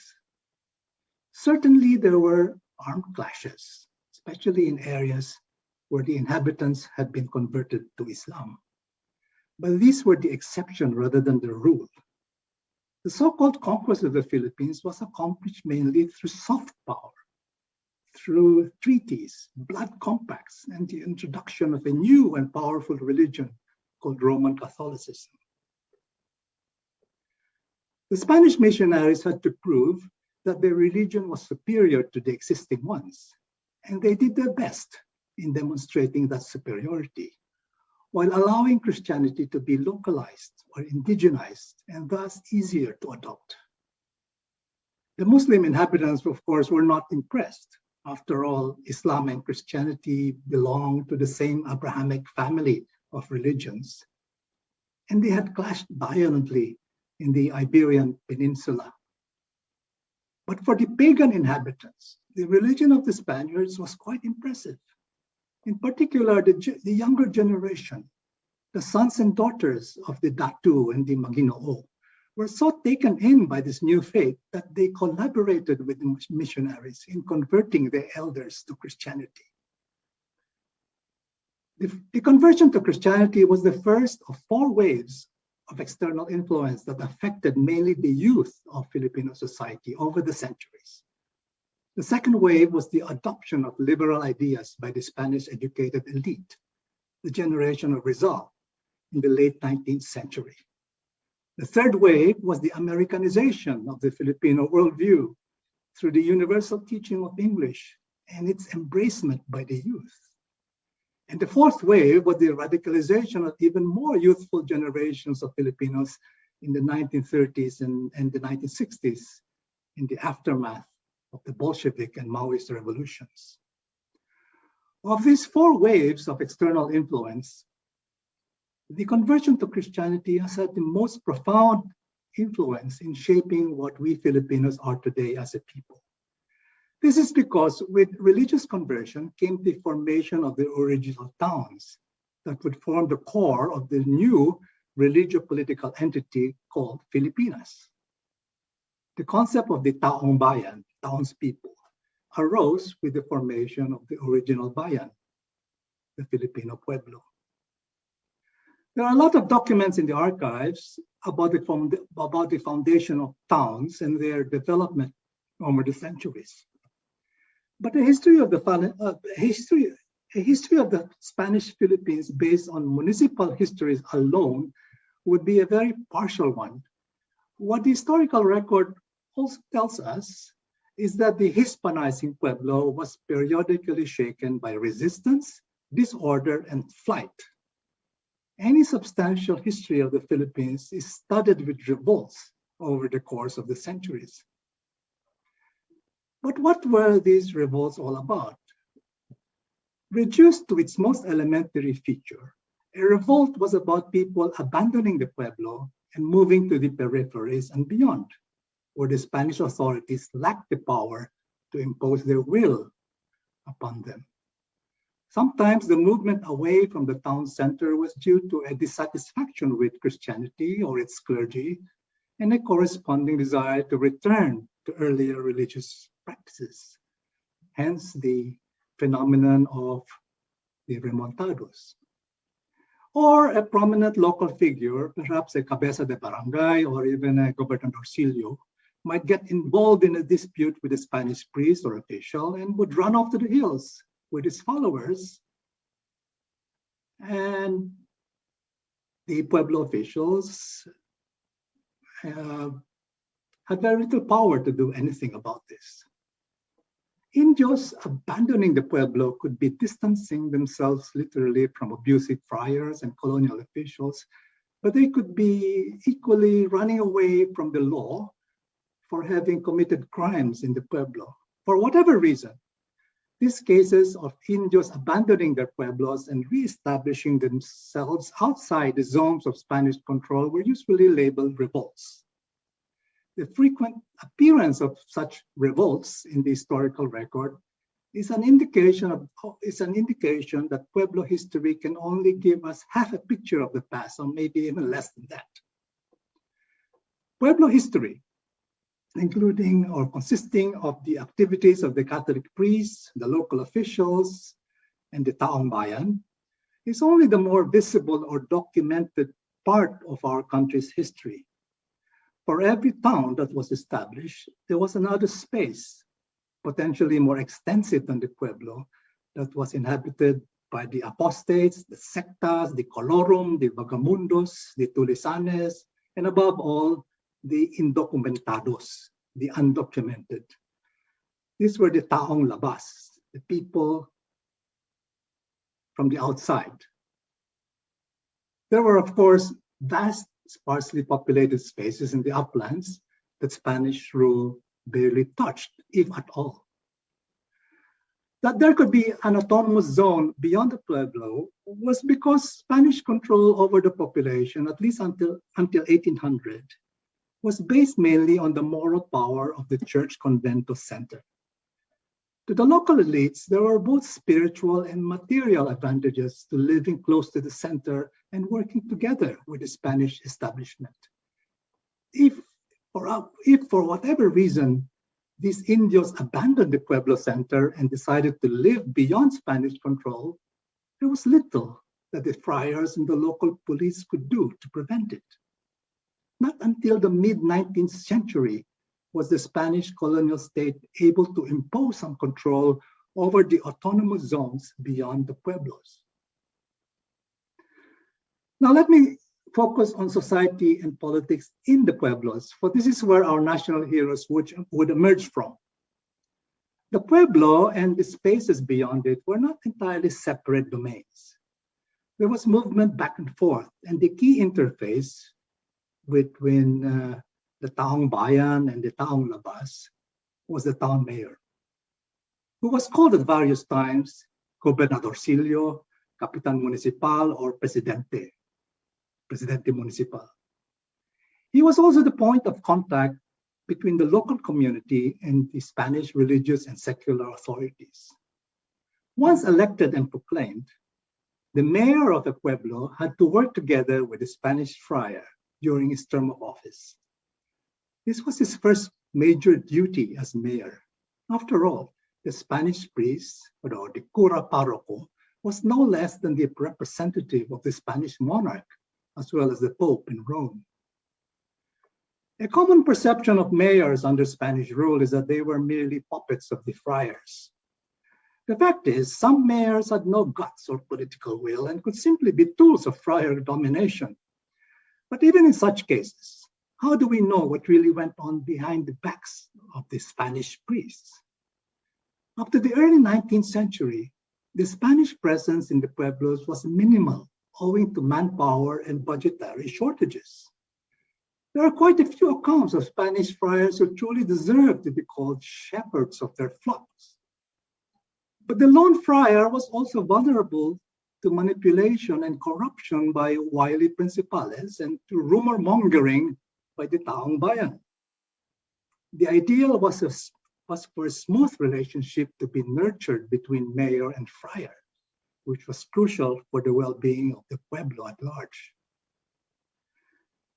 The friars could be quite vocal in their attacks on corrupt and uncooperative mayors.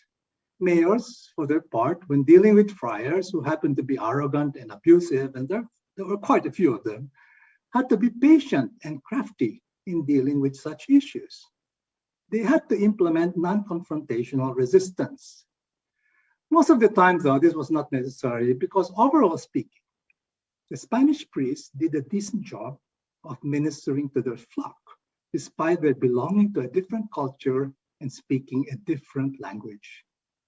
The extremely negative image of the friar that we associate with the time of the revolution is largely a product of anti-clerical literature from the 18th century onwards that were adapted to the Philippine situation by the Ilustrados. Unlike the American teachers who were to replace them in the 20th century, the Spanish missionaries or the Spanish friars did not teach their language to more than a tiny minority of their parishioners, namely the principales who lived closest to the church convento center. The friars then had to learn the languages of their parishioners in order to deliver credible sermons and to hear confession. And in some cases, they became so domesticated by their adopted communities that they became drinking partners of the mayors and the cabezas de barangay, and even had, as we all know, intimate relationships with the local women. Once they fell into this trap, the friar could become a puppet of the mayor and the municipal elite. So who was manipulating whom? Aside from having to deal with the Spanish friar, the other major task of the mayor was to bring peace and order to the town by building up defenses against gang attacks, the robos and quadrilla, perpetrated by criminal elements from among the Taong Labas. The mayor had at his disposal his own police force, the cuadrilleros, armed only with bolos and other bladed weapons, plus a few ancient shotguns. These local police were a pathetic bunch compared to the later Guardia Civil. But with proper leadership and training under the mayor, they could repel a bandit attack on their town. In dealing with these gangs from the outside, the mayor had to exhibit qualities of leadership that would induce the Taong Bayan, especially those who lived in barangays distant from the poblacion, to support the church convento center instead of being seduced into following those shadowy figures from among the Taong Labas. A successful mayor then had to possess a certain amount of bravado and charisma to train and rally his police force and ordinary citizens to resist bandit attacks. They had to appear at least as tough as their bandit or Tulisan counterparts. Paradoxically, however, they also had to appear humble in the eyes of their followers. A big advantage that the mayor had over his Spanish partner, the friar, was his command of the local languages, of course. The friars, even the best speakers of the vernaculars among them, were no match for mayors who could verbally appeal to their constituents in a manner that could move them emotionally. Well, generally speaking, as we read in Rizal's novels, the sermons of the friars could put people to sleep. So in matters of peace and order, the friar was indebted to the mayor.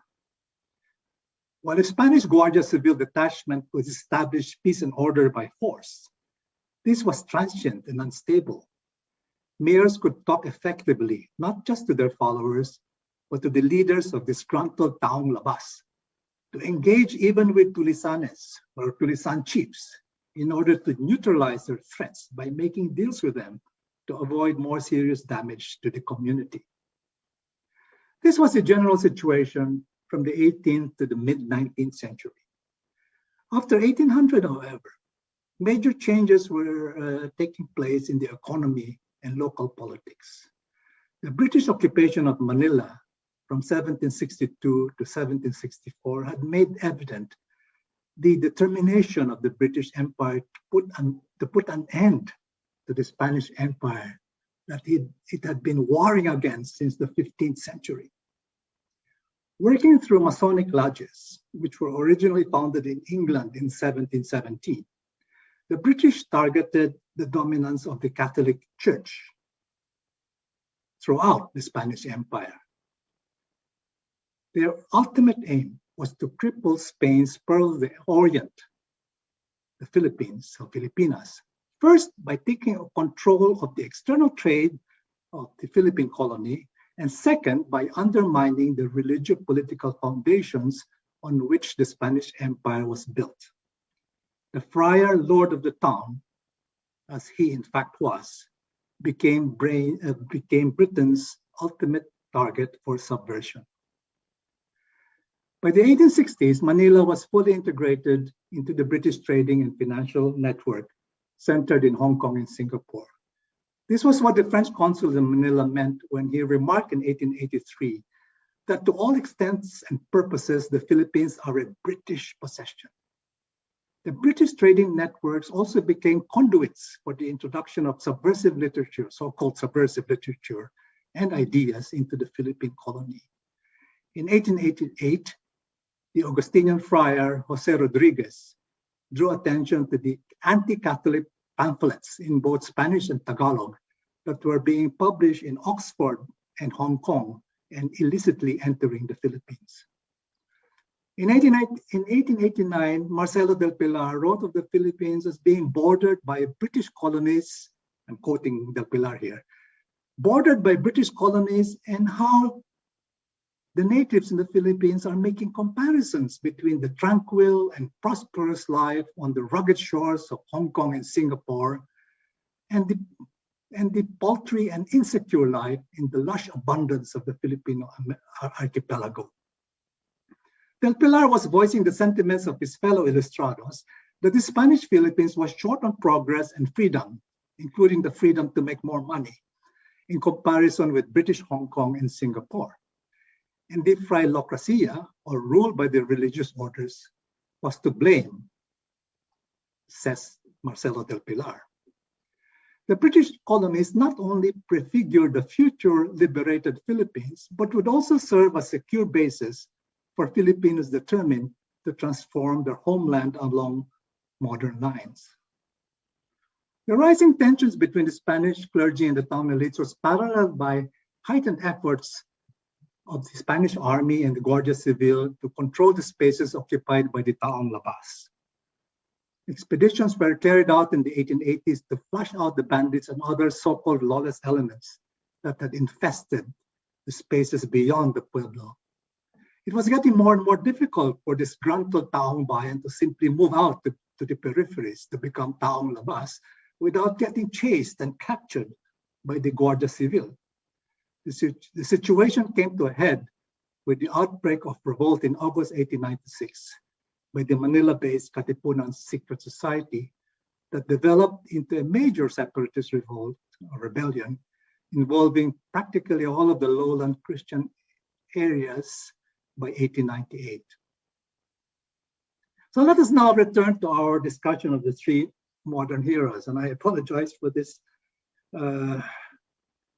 sort of excursion into the earlier centuries, but we need it in order to understand how how I view Rizal, Bonifacio, and Aguinaldo at this point in time. The difference between these three reveal the peculiarities of the Spanish reordering of society going back to the conquest in the 16th and 17th centuries.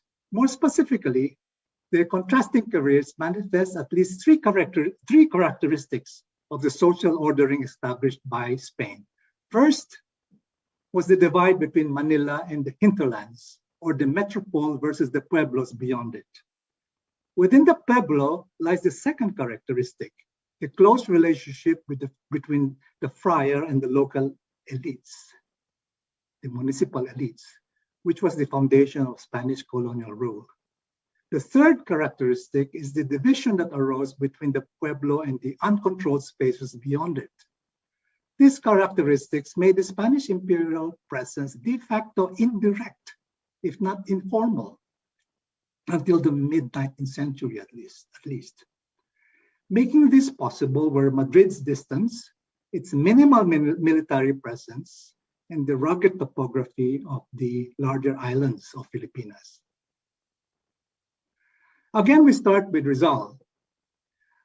Rizal's family was Chinese Tagalog mestizo. It had benefited from the economic transformation of the previous half-century, gaining wealth from the agricultural produce of land rented from the Dominicans. This is basic history. The family had risen in prominence in the town, but a serious conflict with the Dominican landlords placed it at odds with the Spanish government, which was under the thumb of the Archbishop. There was, however, another Spain that could provide assistance to the family, and this was liberal Republican Spain, which the talented Jose could access through education in the colonial metropolis. And so, while Rizal belonged to the municipal elite of Calamba, ever since he started his secondary schooling in Manila, the pueblo ceased to be his world. Eventually, he moved from Manila to Madrid, where his involvement with the propaganda movement and the writing of his two novels basically made his career.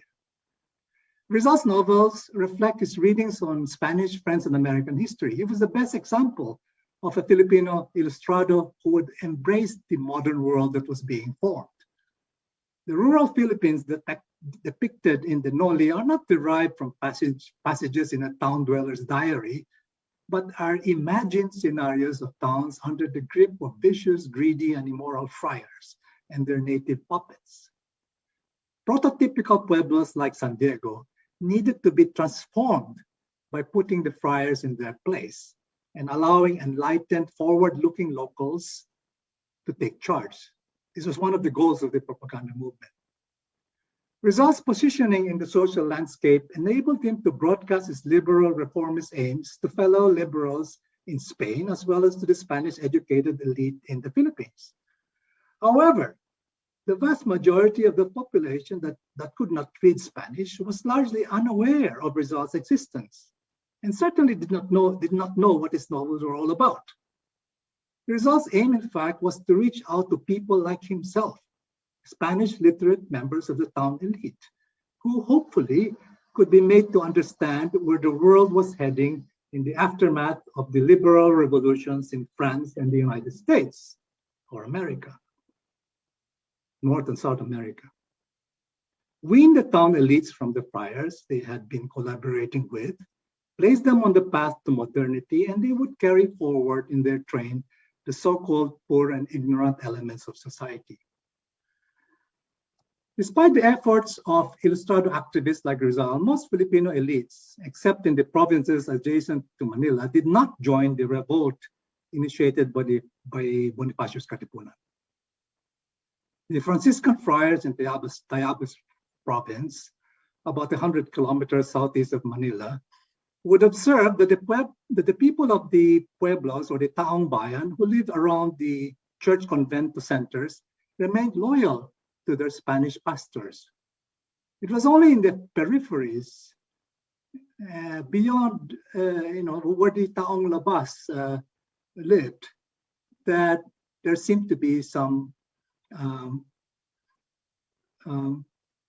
fruits of the Katipunan organizers. So Rizal's stature in the eyes of the people at large, or the masses, rose only after his public execution on December 30, 1896.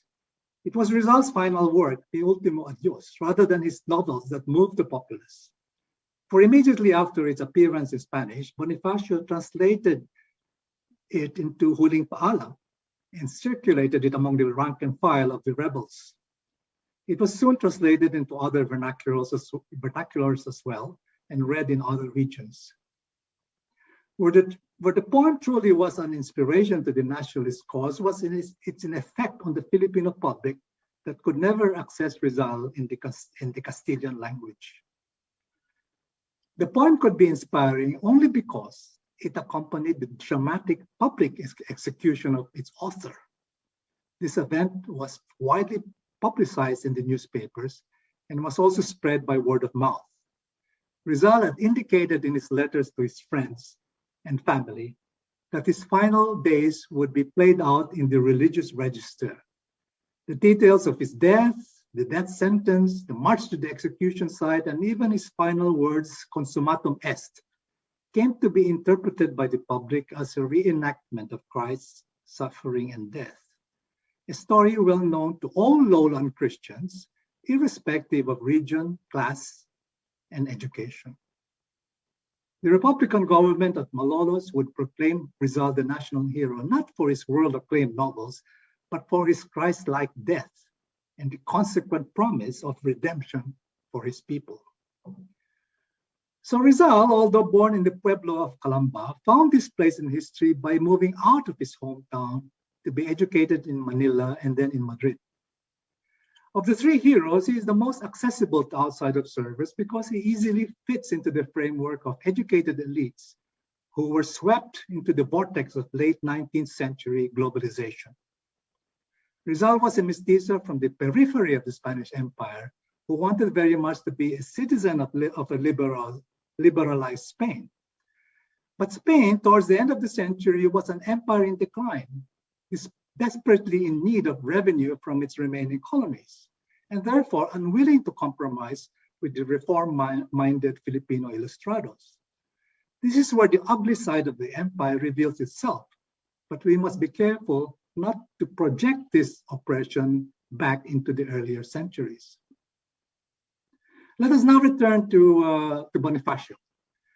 According to the comparative historian Anthony Hopkins in his recent book on American Empire, Bonifacio moved the proto-nationalist cause in the Philippines a notch farther by organizing a secret society dedicated to a forceful separation from Mother Spain, Hopkins is correct in seeing a resemblance in purpose and methods between Bonifacio and his Cuban contemporary, Jose Marti. Bonifacio's dream of national emancipation from Spain and obtaining it through armed insurrection was no different from Marti's. Unlike Marti, however, Bonifacio was a mestizo from the lower middle class whose family did not have the means to have been formally educated, much less sent to Europe for advanced studies. Nevertheless, Bonifacio was an avid reader, an avid self-taught reader of Spanish books, although his mother tongue was Tagalog. Marti was exiled to Spain and traveled widely to observe for himself the struggles for emancipation elsewhere. He even got to meet his literary idol, Victor Hugo, in France. Bonifacio had to content himself with painfully reading Les Miserables in Spanish. The French, American, and other revolutions that he learned about through books and pamphlets provided the lenses through which he would interpret the Filipino past. His idea of revolution was derived from the radical literature of his time that valorized the ideals of the French Revolution, rather than from any serious study of how a revolution could arise from the unique experience of the Spanish Philippines. As Jim Richardson convincingly demonstrates in his book, The Light of Liberty, new documents have come to light that reveal the Katipunan to be a movement, quote, derived not from Catholicism or folk Catholicism, but from Masonry, into which Bonifacio and many other KKK leaders had been initiated, end quote. Richardson reveals also that the ideals that resound loudest and clearest in the documents are the same ideals as the revolutionaries in France proclaimed in 1789 and 1848, and as were printed in large type on the certificates of the Masonic lodges, the great trilogy of liberty, equality, and fraternity. Bonifacio thus represents a type of Filipino hero who seems on the surface to be thoroughly homegrown and close to the masses. But in reality, he was thoroughly globalized in outlook, owing to the books and pamphlets that he read in his home near the commercial heart of Manila. Being an accomplished poet and essayist in Tagalog, Bonifacio's main contribution to the revolution, together with his comrade Emilio Jacinto, was to translate or to transpose into the vernacular the anti-clerical and nationalist ideas that he had absorbed, however imperfectly, from the literature that was circulated by the Ilustrados and fellow Masons. Bonifacio's facility with the Tagalog language, as well as his dedication to the Katipunan cause, enabled him to rally some of the poorer classes in Manila to join his movement. However, the leadership of the Katipunan was thoroughly middle class and well-educated. Some of them had traveled regularly to Hong Kong and Singapore for business and for work. And no doubt, these outposts of the British Empire were conduits for the anti-clerical and anti-colonial writings that reached Bonifacio in Manila. Now, we all know that Bonifacio lost the leadership of the revolution to Emilio Aguinaldo. While the Bonifacio-led uprising in Manila and its environs began with great energy, the Spanish counterattack and reprisals soon dislodged the Supremo from his Manila base. Bonifacio would confide to Aguinaldo that after being trounced by the Spaniards at Balintawak and other places, his subordinates refused to obey his military orders, and he expressed his gratitude to Aguinaldo for the successful uprising in Cavite that prevented further Katipunan defeats. In short, Bonifacio was pushed out of his metropolitan base and forced to seek the protection of his co-revolutionists in the pueblos of Cavite. This eventually brought him into confrontation with the municipal elites of the province, which in turn led to his downfall. As for Aguinaldo, well, he could have been another Rizal. He certainly could afford to go to school in Manila, but he could not write a decent paragraph in Spanish. Why? Because his schooling in Manila, had to be terminated so that he could attend to his family businesses upon his father's death. He had picked up liberal ideas from a Masonic lodge founded by a native Filipino priest and was duly inducted into the Katipunan. But he was still a town mayor then, and his duties entailed close collaboration with the parish priest, a friar. When he appeared at the head of the rebel forces in Cavite, Spanish officialdom treated him as a rogue mayor deserving of death for treachery. While Aguinaldo clearly believed that the time had come to put an end to the Spanish clergy's domination of society, he did not view the friars as a class, but rather judged them in terms of their work in their parishes. By his account, he pleaded with Bonifacio, to give an example, he pleaded with Bonifacio to spare the lives of two out of three Spanish friars who had been taken into custody by his Magdalo party, but entrusted to the rival Magdiwang party headed by Bonifacio. His reasoning was that the two priests were men of, quote, genuinely good character, or talagang mabait, he said. But Bonifacio scornfully rejected Aguinaldo's pleas and had all three friars executed. In his letters and Bonifacio's and manifestos, I'm getting tired. Bonifacio comes out as categorically anti-friar. As far as he was concerned, all Spanish friars were false priests who pretended to be holy men while inflicting untold cruelties on the people. He had vowed to execute any of them who fell into his hands. Aguinaldo's more nuanced attitude toward the friars, his willingness even to make peace deals brokered by a Spanish Jesuit, is indicative of his previous experience as town mayor. This is a crucial difference between both leaders. Bonifacio had been a clerk messenger for the British firm J.M. Fleming and Company, and supply clerk and sales agent of the German house Carlos Fresel and Company. He had been radicalized by the writings of the propaganda and Freemasonry that had slipped into the country via British Hong Kong and Singapore.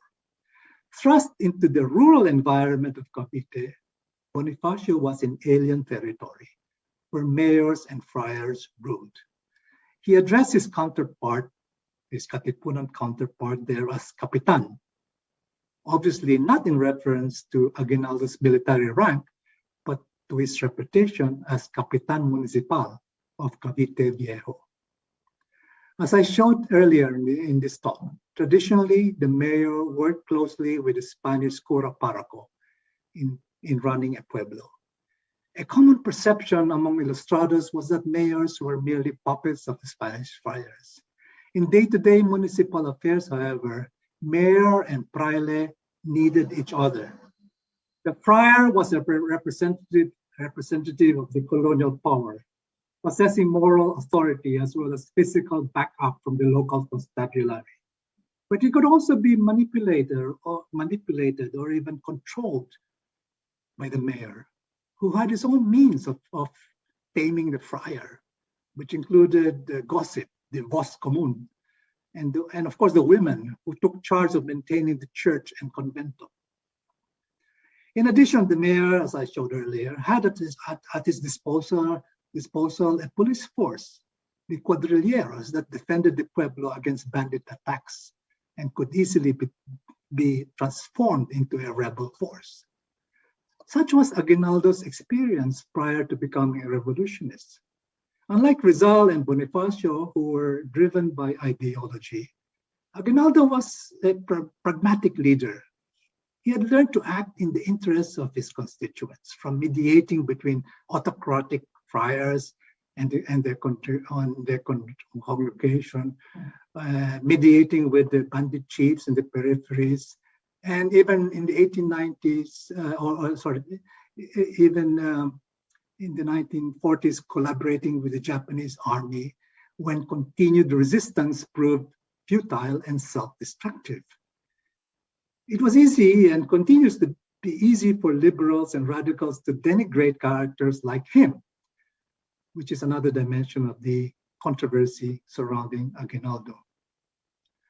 Rizal's portrayal in his novels of corrupt or friar conniving mayors was picked up by American propagandists who put Aguinaldo in a bad light as a typical cacique, a violence-prone despot whose control over his followers spurred them to continue resisting American occupation.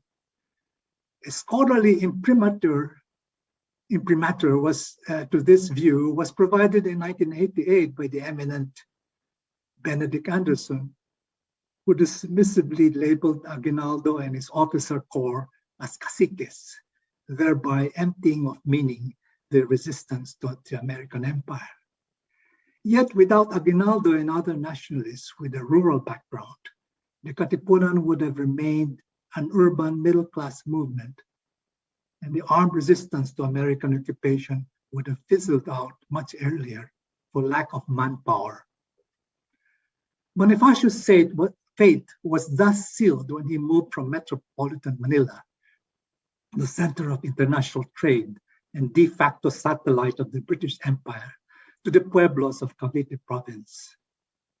The municipal elites of Cavite, to be sure, had been partly radicalized by the writings of Rizal and the moving Tagalog manifestos of the Katipunan, but Pueblo society continued to develop according to its own centuries-old rhythms. Bonifacio's blind hatred of the friars, his bitter rejection of an election, which was allegedly manipulated by pro-Aguinaldo town elites, that deprived him of power. His refusal to transform his secret society into a mass movement and his attempt to form his own army soon cast him and his remaining followers as taong labas. So, to come to the last part, to the concluding part, do I still have time to continue? Yeah. In May 1898, Aguinaldo returned to the Philippines from Hong Kong as an ally of the United States in the war against Spain. The municipal elites who had remained loyal to their friar curas parocos finally switched over to the nationalist cause. All over the island, Spanish pueblo centers and military strongholds crumbled. The friars were turned into political prisoners as Filipino priests, previously their assistants, took over the church convento complexes. The Jesuit historian John Schumacher has convincingly demonstrated that not only did Filipino priests peacefully displace the Spanish friars, but whatever revolutionary sentiments existed among the town dwellers was represented by the native priests. The pueblos remained as Catholic as ever, but became Filipino. Having declared independence on June 12, Aguinaldo proceeded to organize a republican government, which was proclaimed in January of the following year.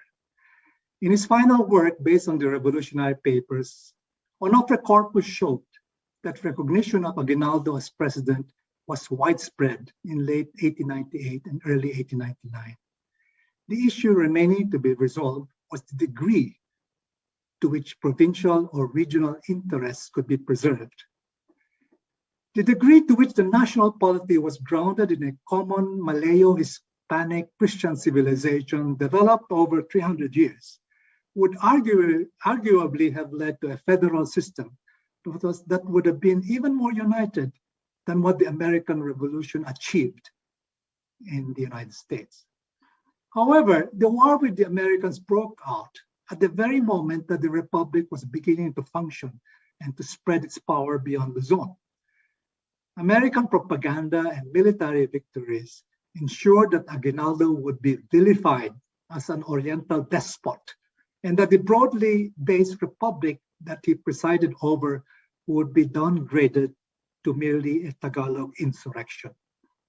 If, as some scholars have argued, national identity was scarcely formed and national unity was beyond reach in 1899, how do we explain the fact that American military operations in the Philippines were far more extensive than in Cuba and also lasted much longer.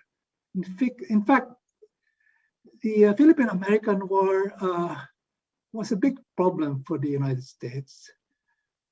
And we need to explain how it came about, how dogged resistance to American rule continued to be mounted even beyond 1902.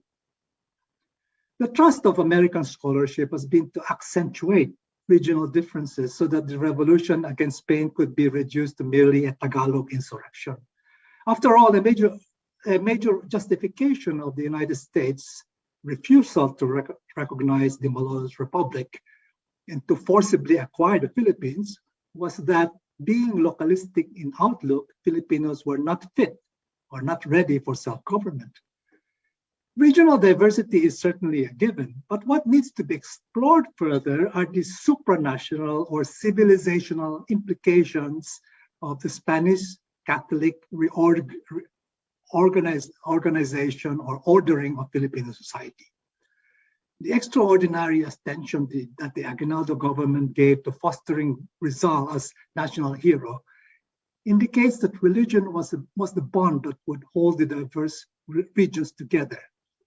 The martyr Rizal was derived from the Christ figure, familiar to all lowland Christians from whatever region. The cultural roots of the new nation were to be found in the Hispanized Catholic pueblos.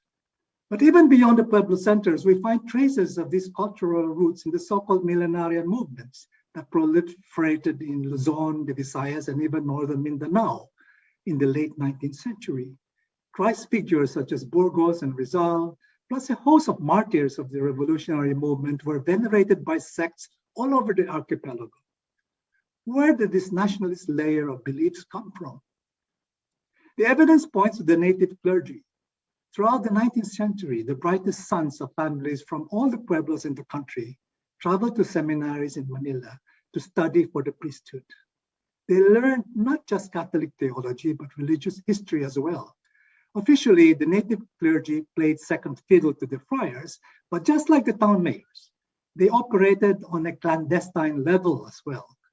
The source of religio-political content for many a so-called millenarian movement throughout Filipinas was often the native priest.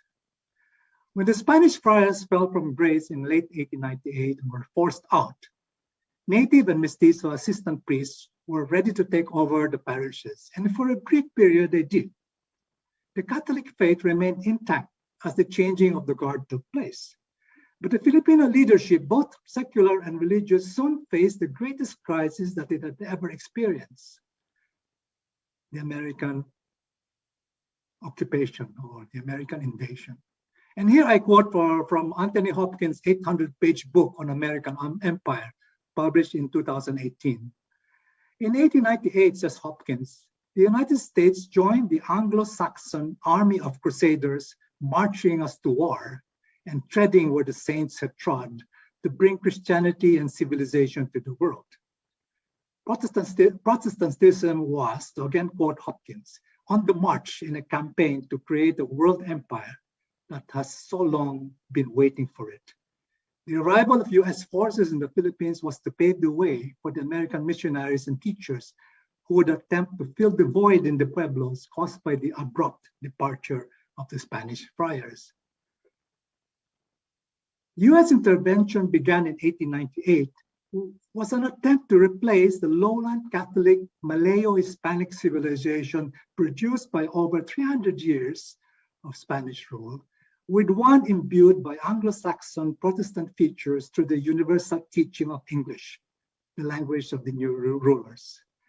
This attempt went a long way as the Filipino elite latched on to the new American order, in the expectation that independence would eventually be granted to them. Resistance at various levels prevented the total displacement of the old order, but the dismantling of this old Hispanic Filipino order has been more or less continuous up to the present. It is often said It's often said that the social problems that the Philippines faced in the 20th century can be squarely blamed on the Spanish legacy, particularly under the so-called phylocracy. In my younger days, I may even have subscribed to this view. But after all these decades, and I'm now pushing 75, I have come to the realization that our problems really began in 1898 with the arrival of the American liberators, their betrayal of their ally Aguinaldo, and their destruction of the First Republic. I have yet to watch a Filipino movie that brings home this truth. Well, thank you very much for allowing me to speak to you this afternoon. Thank you.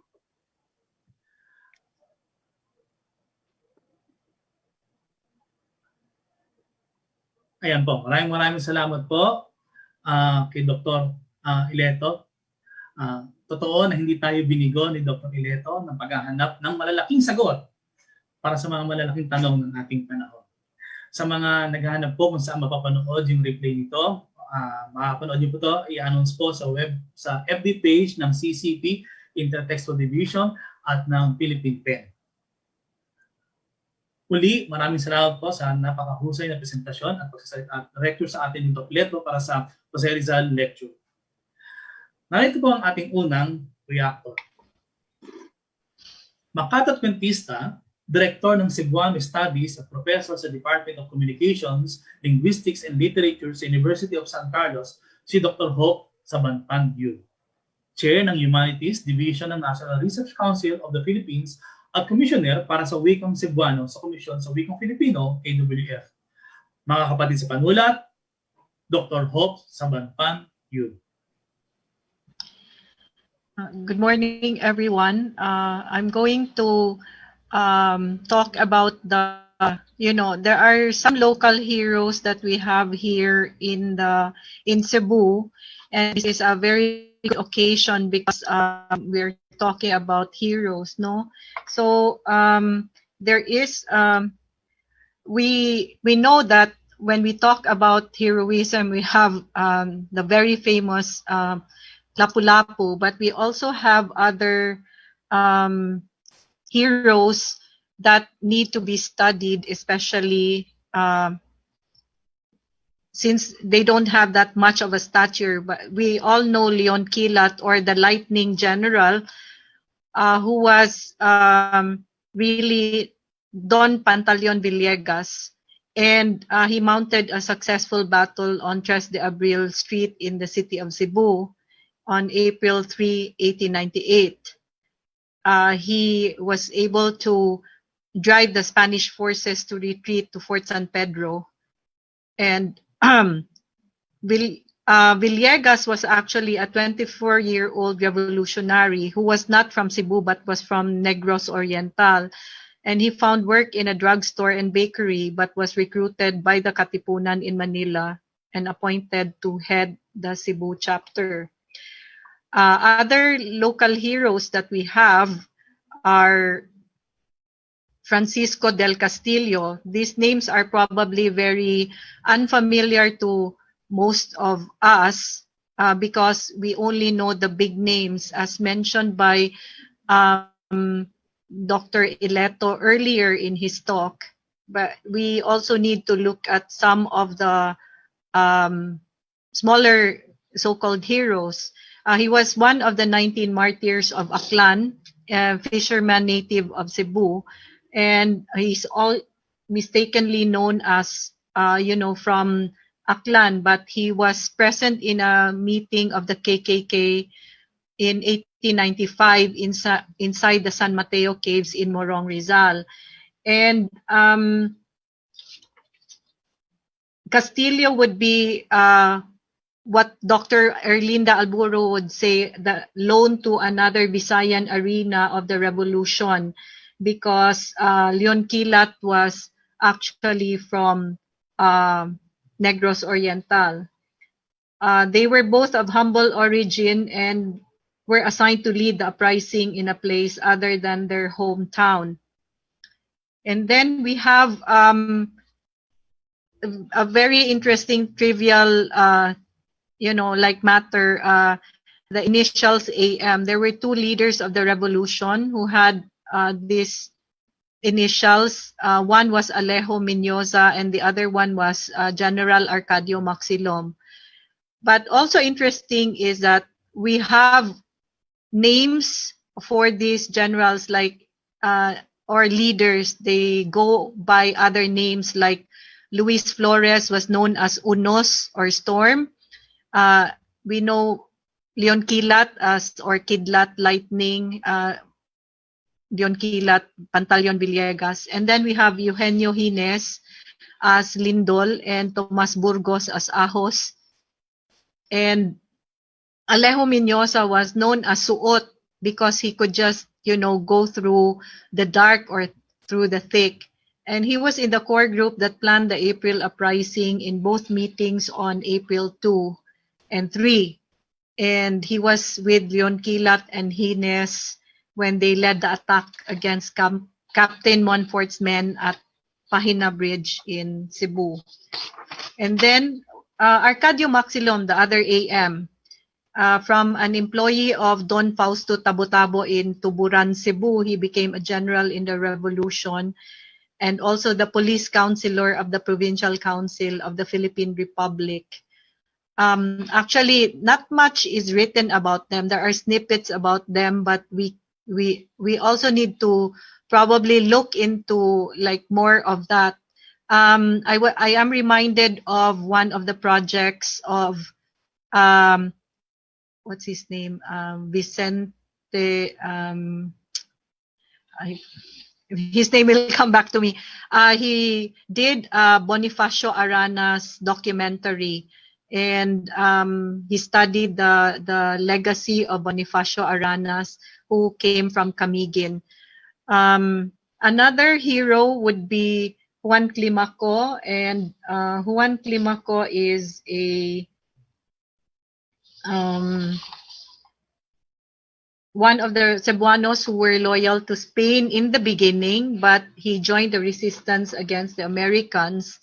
And some of his tactics consisted of signals known only to the revolutionaries, like the breaking of branches in a certain way to show where a forward party went, or the lighting of fire to mark the approach of Americans, and the giving of free passes to known loyalists. So these are just some of the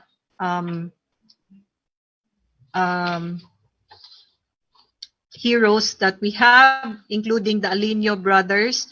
There were four of them, Hilario, Felix, Potenciano, and Sulpicio, who were contemporaries of Leon Kilat, leading the uprising in Talisay, Cebu against the Spaniards and later against the Americans. But aside from this, I'm thinking about like when Dr. Ileto was talking about Rizal and the propagandists, the other heroes who awakened Filipinos politically, and later the writers furthered their education on the ideals of the revolution, especially in the second phase of the Philippine-American War. It was in Cebu that we had, papers, maybe half of the paper circulating in the country. And this newspaper was La Solidaridad Cebuana. And it took its name from the original propaganda movement. Then the other, how do you call this? The writers,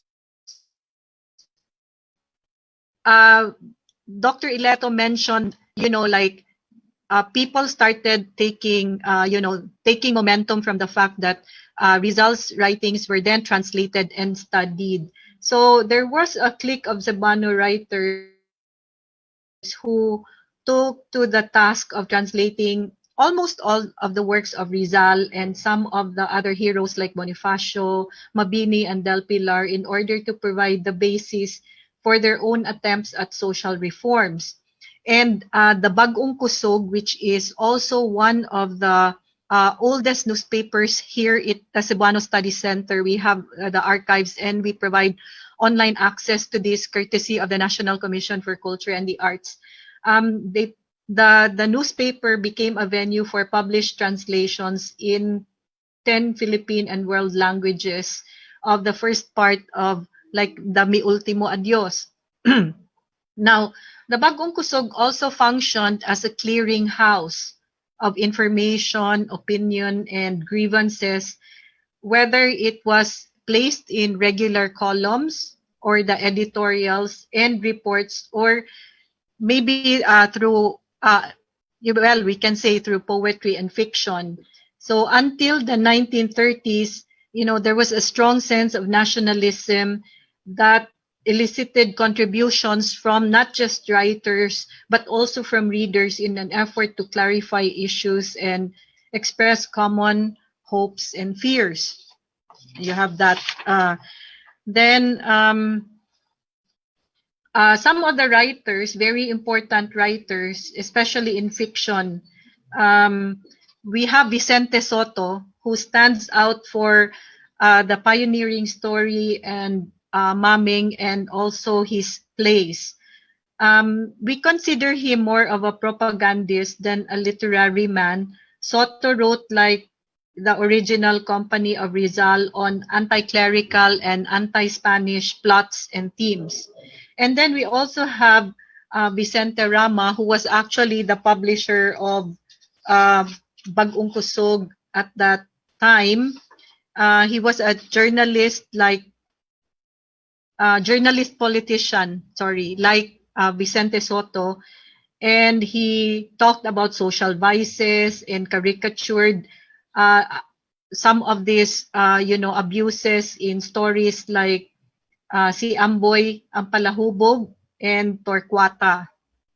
And then we have Sulpicio Osorio, whose Bagong Suga, Sulpicio Osorio, whose book Ang Bungsod nga Gipangguba is also coming out as Aklat ng Bayan with the Commission sa Wikang Filipino. It was translated into Filipino by the late Gumersindo Rafanan. So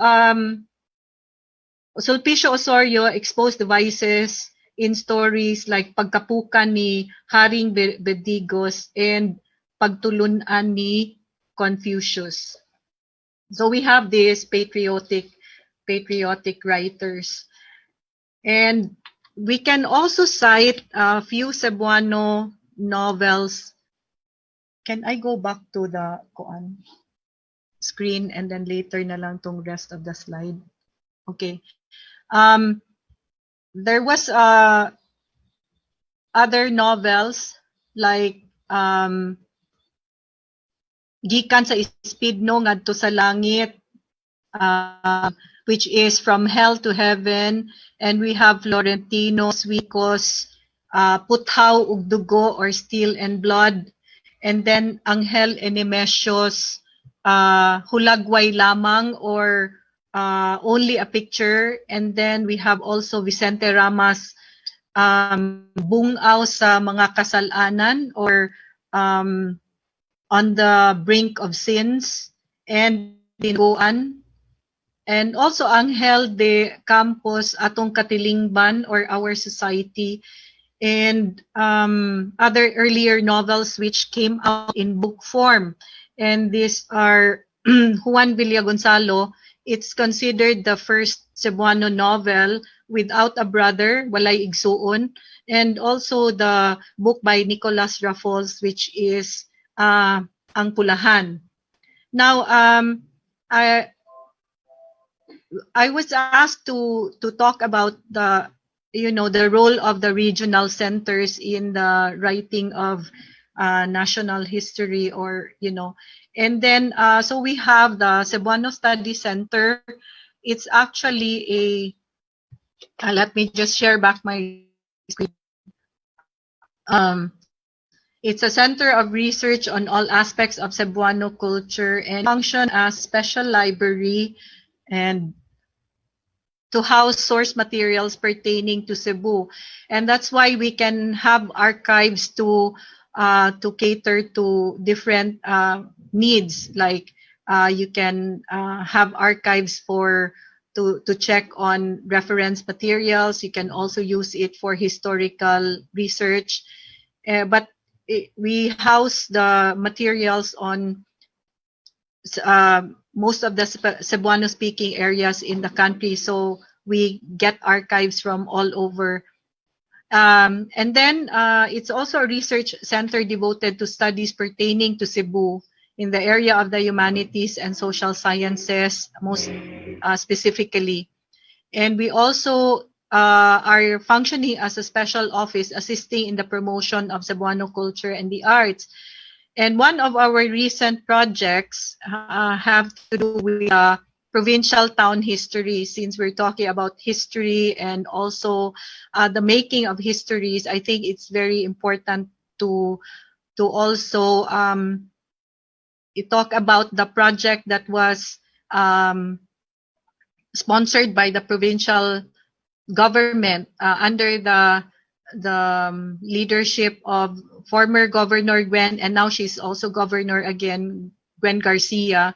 And here we produced 55. There are 46 municipalities and 7 cities. So we have a total of 55, including the provincial capital. And they are the manuscripts of the histories of each town. And there are 200, about 200 pages for each town. And then in that specific book, we not only talk about the history of the specific town, economics, social life, but also about the leadership and governance. And I guess it needs to be updated soon because it came out in 2013 and now it's already we're in 2021. So probably if we get new funding, we can proceed with the update. And also we're scheduled to receive a donation from the family of Piux Cabahar. He's one of the most important figures in Cebuano drama, literature, and music. And we're looking forward to receiving that collection on May 26. The turnover is going to be on May 26. It's the center functions as, as all of these roles, and we hope to be able to, stimulate more interest because we have the archives, we have the materials, we are open to, to the researches. And then when we get funding, we also do research. Especially recently, the National Research Council of the Philippines had given funding for the compilation of extant Cebuano music with transcription and analysis. But most especially when we have the archive, so the studies are being conducted, and that gives room for more studies to be done. There are people working on history, and I suppose that eventually we will be able to gather all these materials, new materials created from researches to help in the project of nation building. Thank you very much.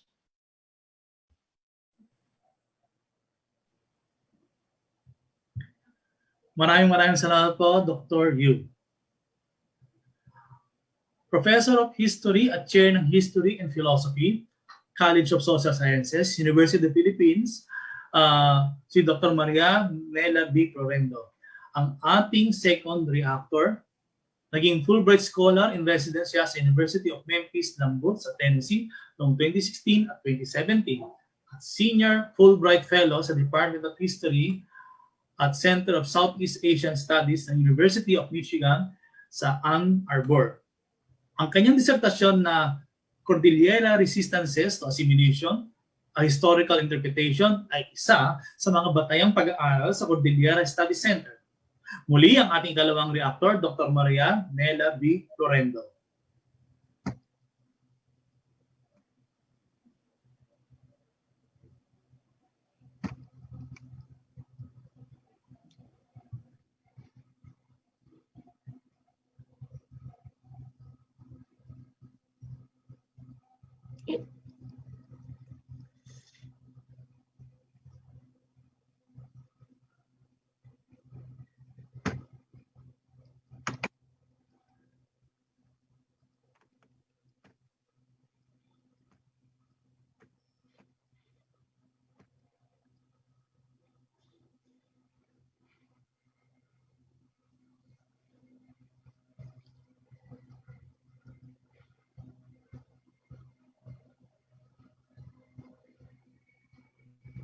Maraming salamat po.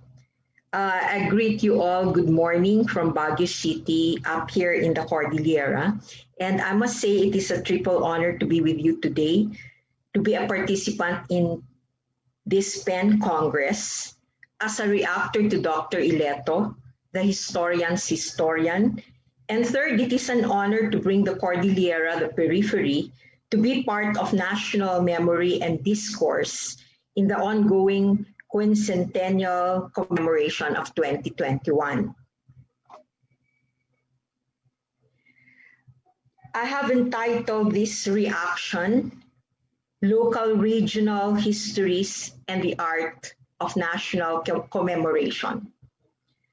National commemorations are usually Manila-centric. In this quincentennial commemoration of the arrival of Christianity, the first circumnavigation of the world, and the victory at the Battle of Mactan, there is a shift to the Visayas having been the port of entry of Magellan and his fleet. Most conferences this year attempt to weave histories into the quincentennial themes, another occasion for nationalizing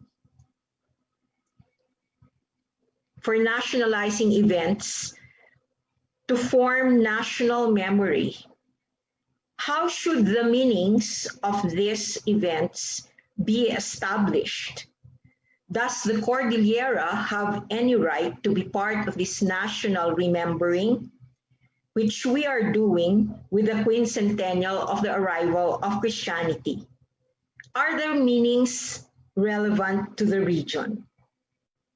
So how do I connect Cordillera history to Dr. Ileto's talk and to the quincentennial commemoration?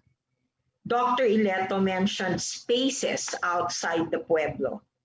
The Cordillera was one such space. It was the sanctuary of the Remontados. During the 3 centuries that we were under Spanish colonization, the Cordillera was under peri-colonialism, which means the region was not directly colonized.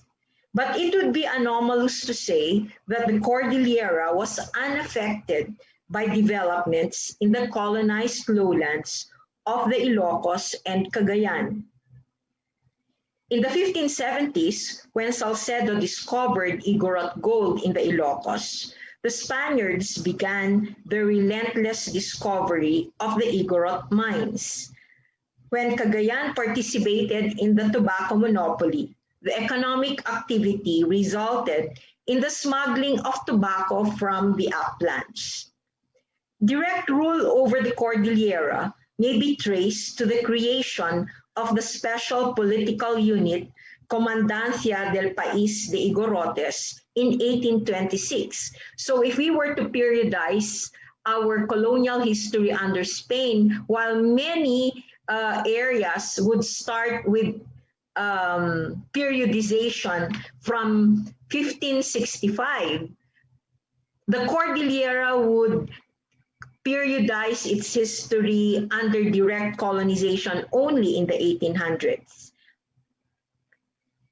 And the other marker for direct colonization was when Spain made its first mining claim with the establishment of the Sociedad Minero Metalúrgica Cantabro Filipina de Mancayan. This is now the precursor of the Lepanto mines.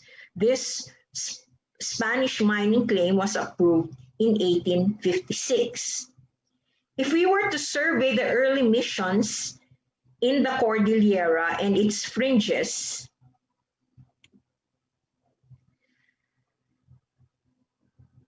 here we see the map of northern Luzon, which was now a religious geography during the early part of the Spanish period.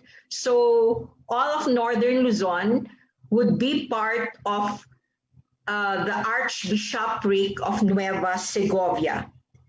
On the left side in the Ilocos would be the missions of the Augustinians, and on the right side would be the missions of the Dominicans.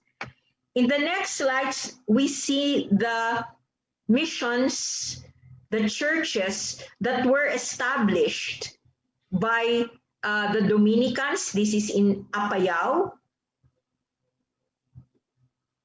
2 churches in Apayao. And then this is now the stone church in Malaweg, now Rizal in Cagayan. But in a paper I presented in 2019, I explained why, despite early initiatives to establish missions in the Cordillera, there were no plaza complexes that evolved from these missions, the way Vigan and other lowland urban centers rearranged space in accordance with the prescriptions of the Christian and colonial order. As late as 1880, Governor Primo de Rivera remarked how humiliating it was for Spain to fail in consolidating its colony with, I quote, thousands who still live in pre-conquest backwardness and without authority, having been bold enough to impose upon them.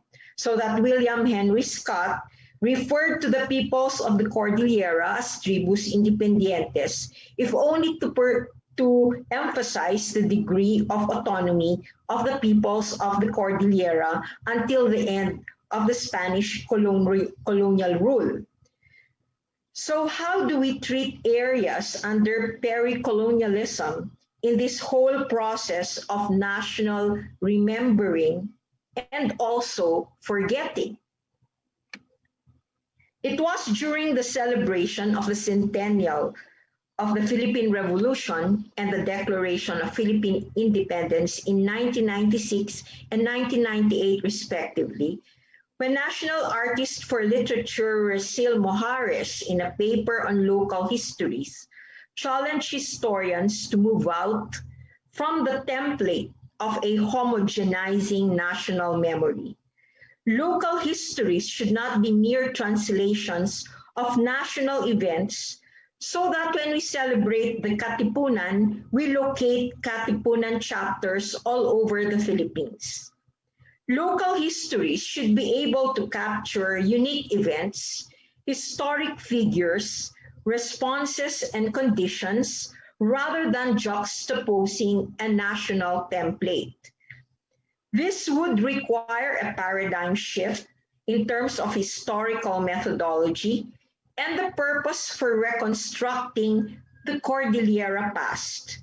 To make the voices of the margins heard, narratives should be their own, reconstructed from oral history and oral traditions. This is not to say that archival sources should be disregarded, for many chronicles await to be deconstructed to reveal the voices of the marginalized and indigenous. I like recounting this.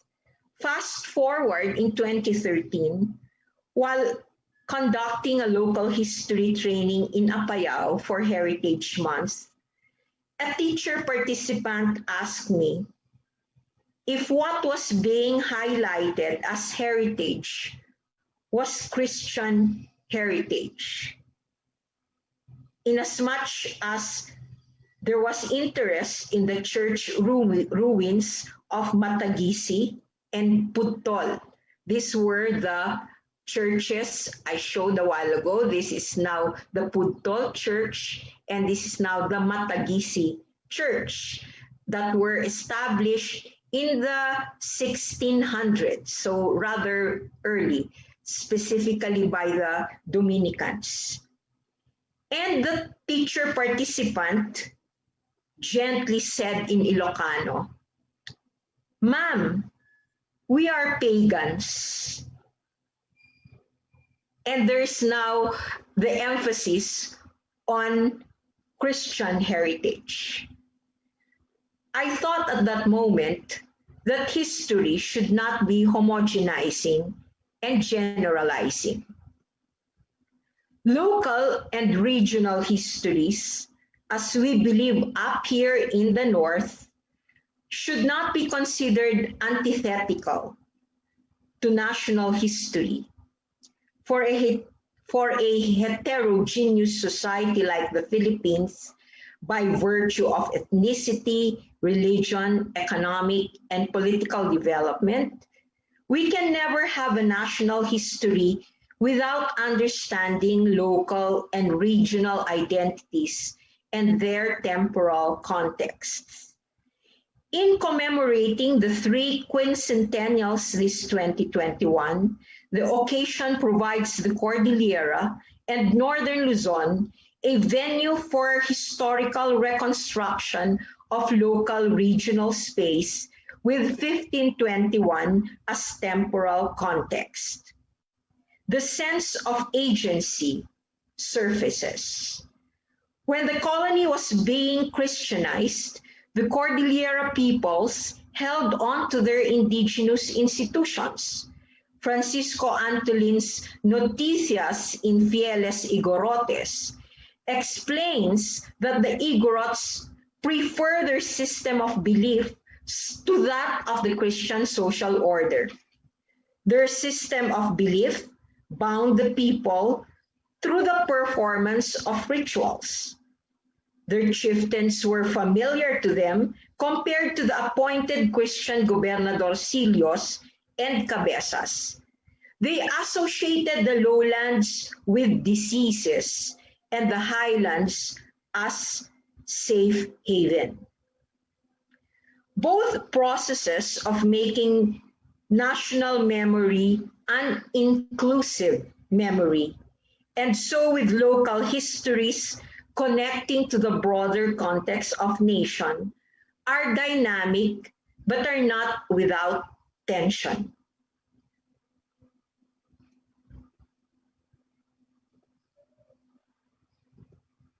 While we have this monument of Rizal in Bontoc, and each time we visit Bontoc, I've always been amazed with the transformation. This used to be a very filthy area in the sense that you have the parking spaces of jeepneys. People who go to the market would leave their baskets at the foot of the Rizal's monument. But what may be more meaningful is this monument. I had wanted to find out how the people of the Cordillera relate to Rizal, for instance, but I've never found the time to do so. But probably one of these days when the pandemic is over and we could travel freely. Another monument of Rizal in Rizal, Kalinga.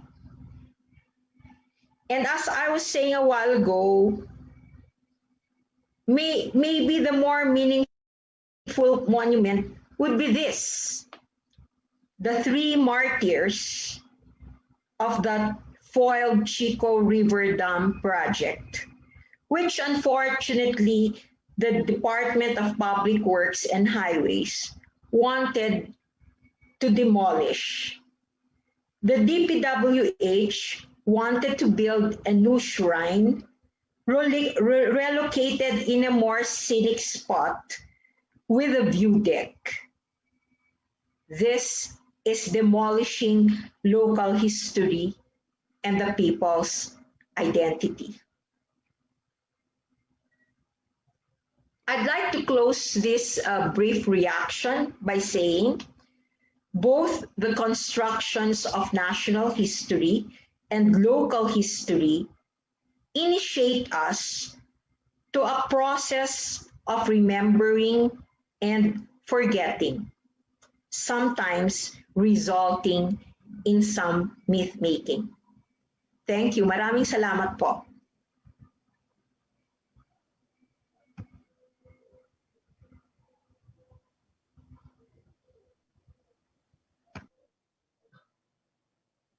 Maraming salamat po. Maraming salamat po, Dr. Florendo.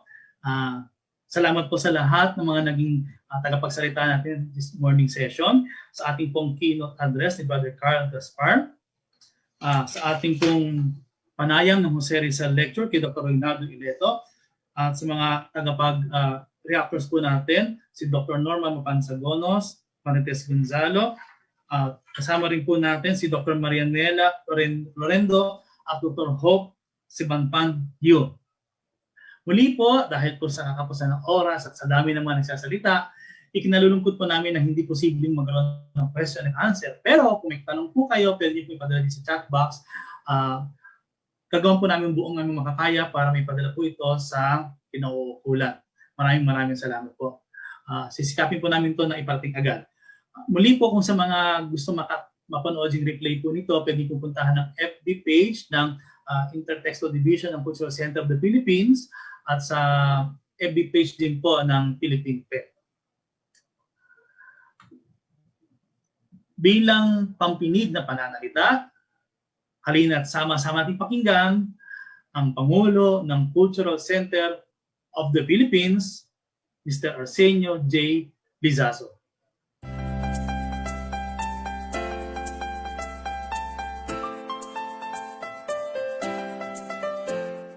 Ladies and gentlemen, friends and artists, a pleasant day to all.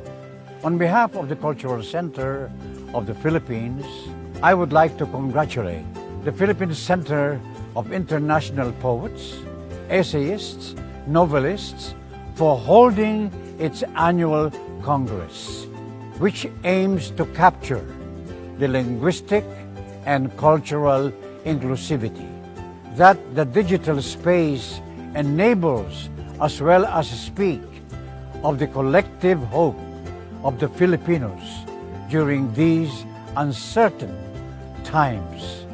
I do believe that freedom to publicly voice one's opinions is a fundamental right as well as vital in creating just and responsible societies.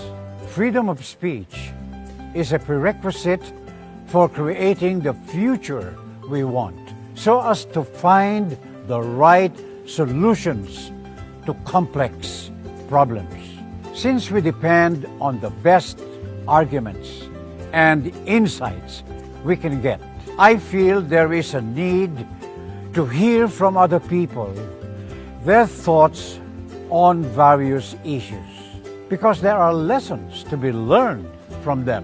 Likewise, I know that freedom of speech is a source of power, and if used constructively, there is no telling what amazing things speech can do, especially now that we are in seemingly endless struggle to survive the pandemic situation. I wish everyone all the best. Stay safe and keep fighting for freedom of expression by delivering a message to the world about unity in freedom and dignity that will reflect in their respective works. Thank you.